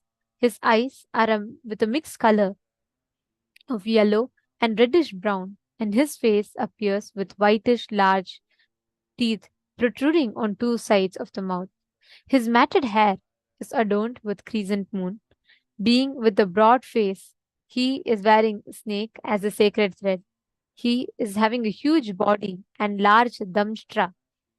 Damshtra means the teeth which are fang-like teeth.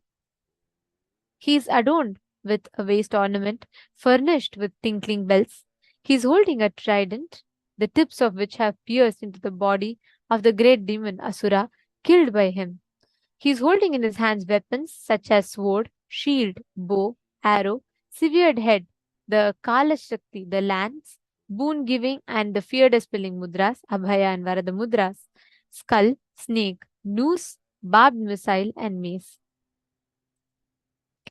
The two sharp and long fangs, which are white and dreadful, appear like protruding nails at the front of his mouth. He always remains as the protector of his own troops and the one who inflicts terror and fear upon the troops of the alien forces, the enemies. He is a destroyer of magic spells, heinous contrivances imposed by the enemies. He is capable of warding off all sorts of diseases and harms. He is efficacious in nullifying all kinds of sinful effects and danger, and he is always compassionate towards the devotees. This form is that of Aghorastramurti form of Paramashiva. Today, every one of us are going to be receiving this very blessing.